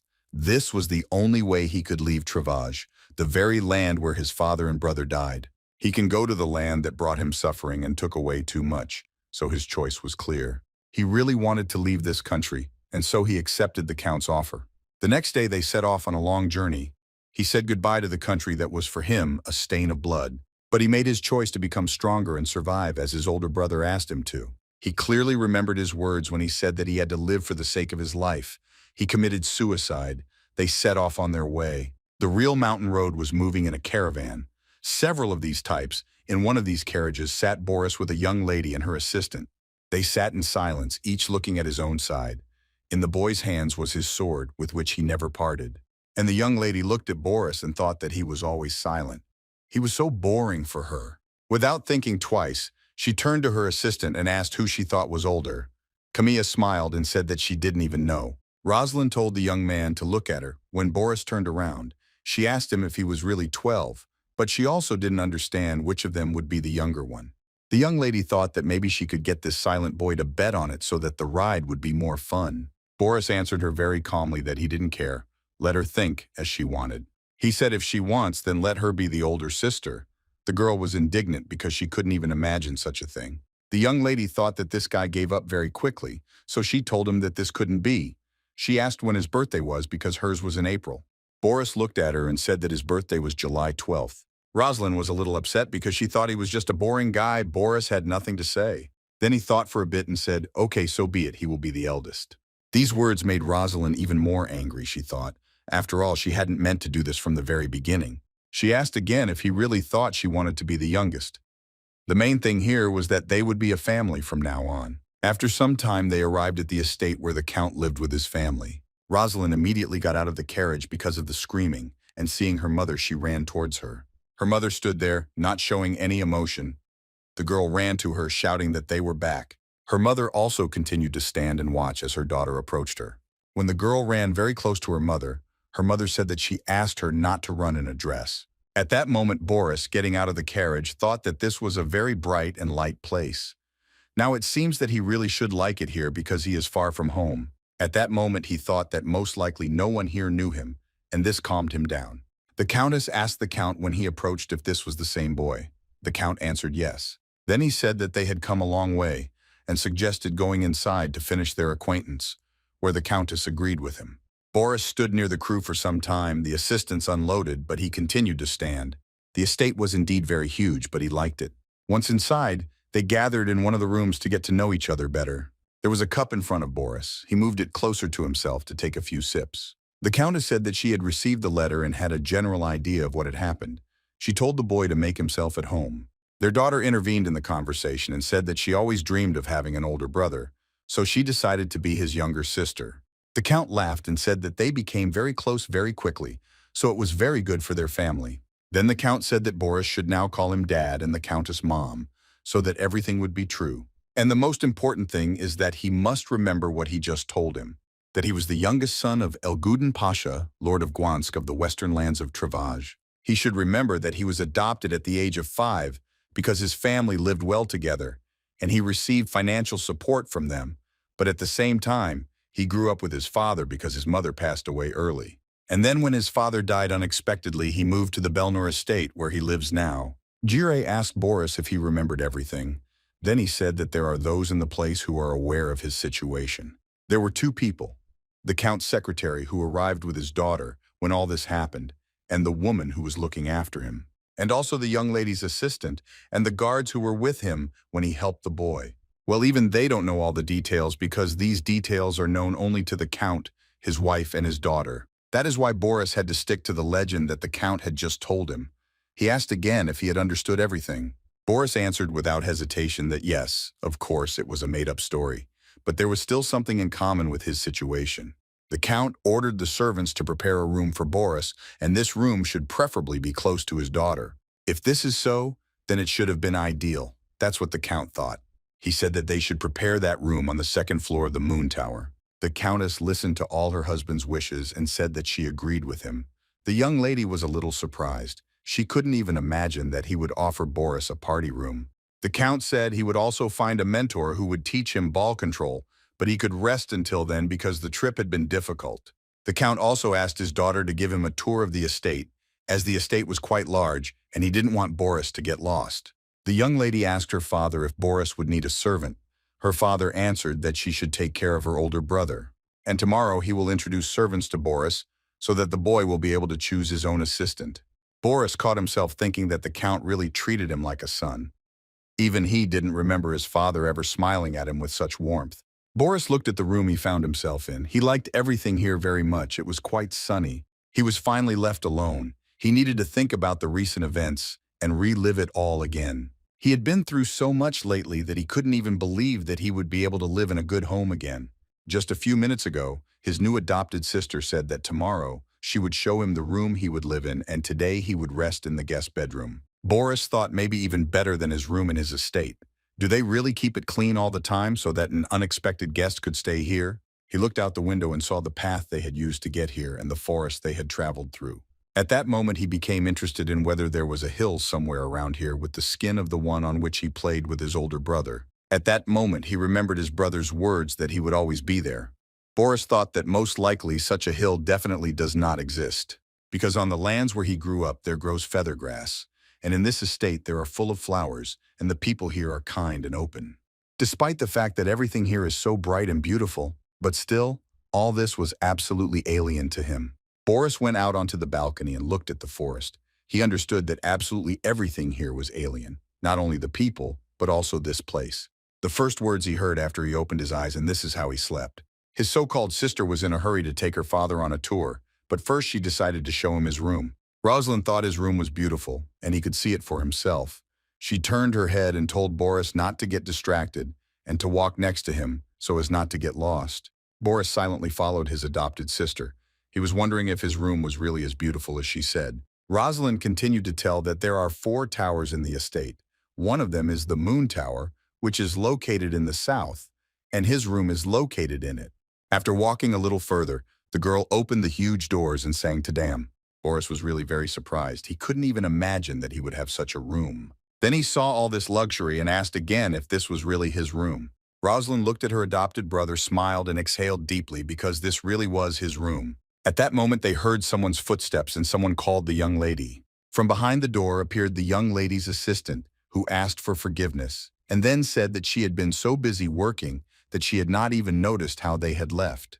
Rosalina got a little angry with her assistant and said that she didn't bother her. Then she turned away and ordered her assistant to forget that she yelled at her, because she was showing Boris around the estate and her assistant should stay away from them and follow them.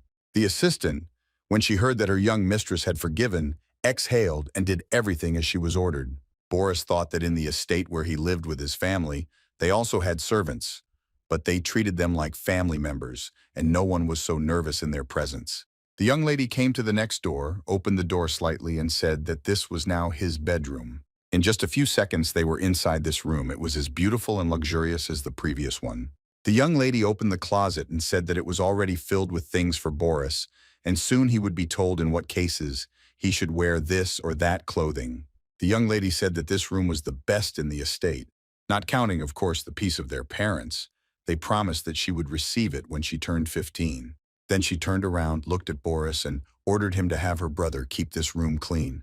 Boris looked at his adopted sister and thought that she was very kind to him, even though she knew that he would leave next year. He looked at her and understood that now they would behave like brother and sister, but after a while they would become strangers again. Rosalina continued to show Boris the estate.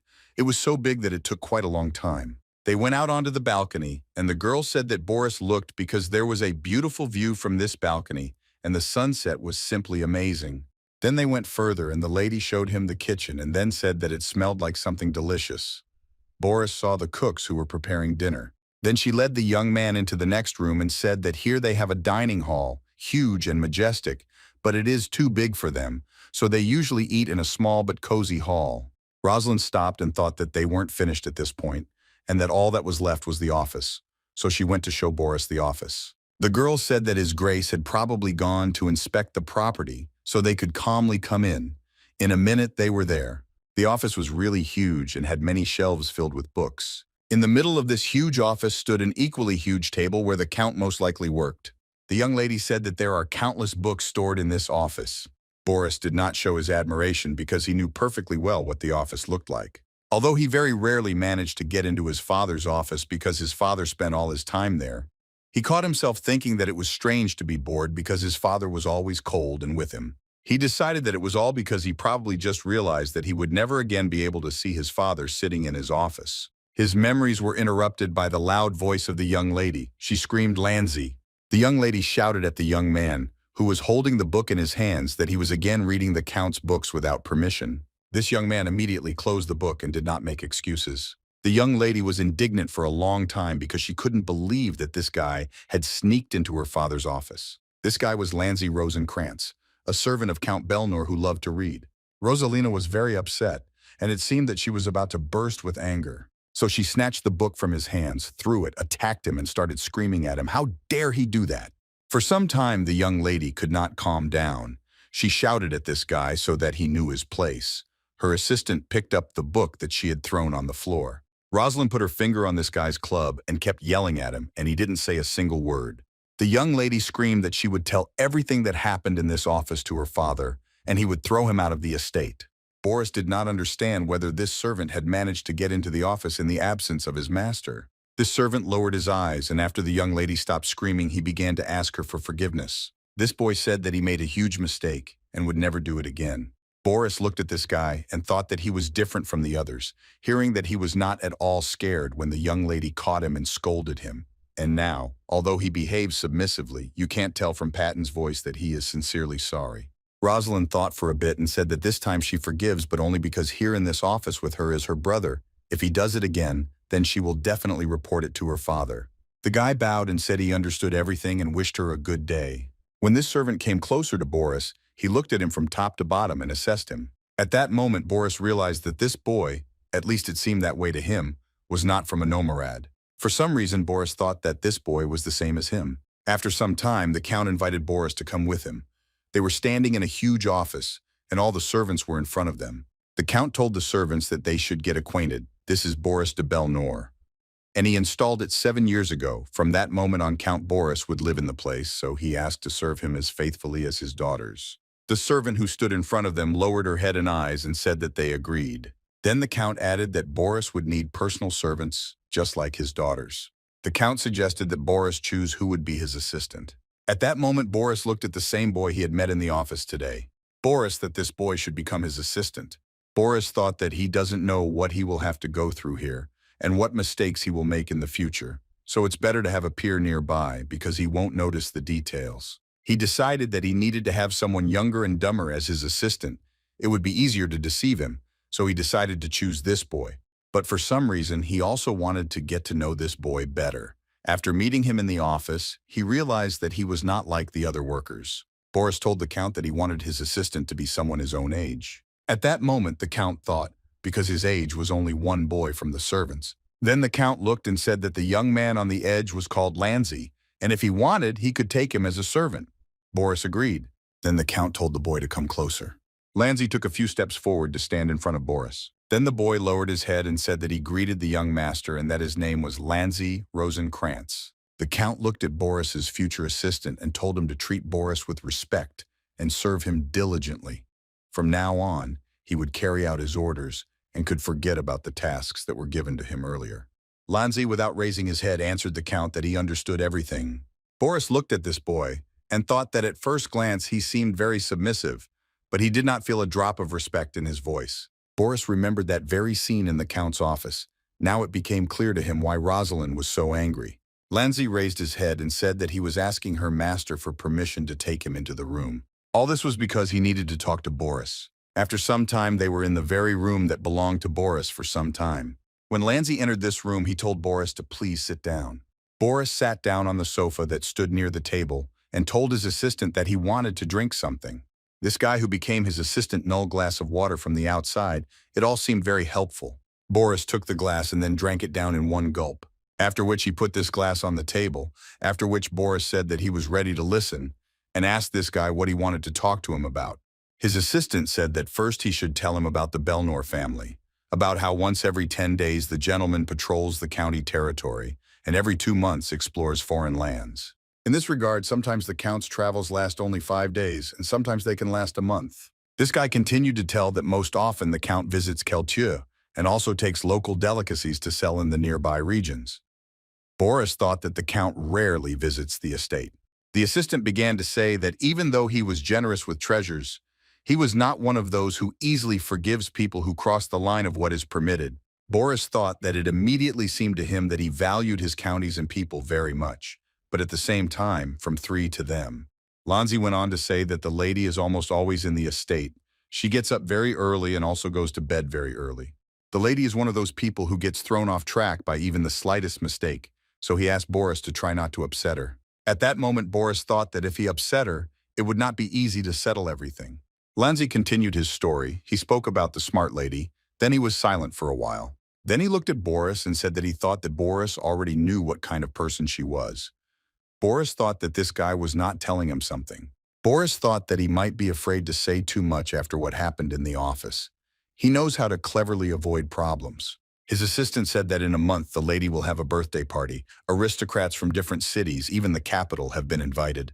But the most important guests will be her relatives and the family of the Marquis of Cresson, as well as the families that serve him. The celebration will last 2 days, and in the evening will consist of... Lanzi asked his new owner if he danced well. Boris was a little confused. Because there was no time for dancing, the Travage family did nothing but plot and destroy each other. There was no talk of dance lessons. His assistant said that he believed he was unfamiliar with this art. Then his assistant said that if he wanted, he could teach him to dance. Boris looked at him but didn't answer him. He didn't know yet if he wanted to learn this. In this estate, everything was so calm and they lived a different life than the one he lived in his estate. Boris asked his new assistant what he had done in this estate before he started serving him. Lanzi replied that he served Mr. Belnor, and he has been here for almost a year. From the very beginning, he served Mr. Boris asked this boy where he lived before. His assistant replied that he lived in Celtica. Boris thought if he lived in the capital of Anomerad, but she is quite far from this estate. Was he really sold as a servant to a rich house? So he asked if his parents were alive. Lanzi lowered his eyes and head down. It was hard for him to talk about this topic. But he tried to answer that he doesn't know. His parents were in good health when he left, but now he can't say for sure. Boris thought that he didn't need to ask about it. He told his assistant that it turns out he's all alone here. His assistant replied that it was a little bit wrong with him, his younger sister. The boy explained that the master had shown them mercy and allowed her to also settle in the estate. Then he asked the young master to allow him to visit his little sister. Boris raised his head and thought. Then Boris said that he would allow him to do this, but only he would go with him. Lanzi was a little worried about this answer. He did not want to go with his master. Then his assistant asked ambiguously whether the gentleman was a gentleman. This question puzzled Boris a little. He did not understand why this boy was asking him about this. Lanzi went on to say that he would believe that this was the case. A little girl was sitting on a chair by the huge window and looking out of the window. This girl turned her head to see who came. When Lanzi entered this room with his young master, he called her. Despite the fact that her older brother came, she mechanically turned her head in his direction, but she had no joy. Her gaze was lowered and she did not raise her eyes at all. She was not happy about her older brother's arrival. She continued to sit on the same chair. At that moment, Boris thought that the girl did not raise her gaze at all. She looked like a weak bud of a white tulip that lacked water and sun. Her face was so pale and expressionless, like that of a soulless wax doll. The assistant asked the young gentleman to sit down here for now and pointed to another chair. Lanzi walked up to his sister, took her hand and said that thanks to the clear weather, the view from the window was especially beautiful today. He tried to tell his that another blue bird flew past, very beautiful. He would very much like to show her how the wings of this blue bird sparkle in the sun this morning. Boris looked at his assistant and thought that all this was very nice. He didn't even expect to see such a thing. He thought about the fact that he didn't even know that his assistant had such a side. He couldn't even imagine that he would help share with his sister all the good things that happened during the day. Lanzi told her about how many wonderful things there are in the world and described recent events. Boris realized that despite the fact that his assistant looks cold and indifferent, he knows how to notice the beautiful. Boris thought that now the three of them were in the same room, but it felt like they were far away from him in their own separate world. Lanzi looked at his sister and said that he thought she was in a good mood today. Then he told his sister that no matter what, she shouldn't sit in the sun for too long, and laid her down to take a nap in case she dreamed of Milo Azucena again. Last time she had collected 2 whole... At that moment, Boris caught himself thinking that he didn't understand what they were talking about. The brother told his sister to get some sleep. Boris listened attentively to both of them and thought that apparently this was their secret, known only to the 2 of them. Then the older brother picked up his younger sister and carried her to bed.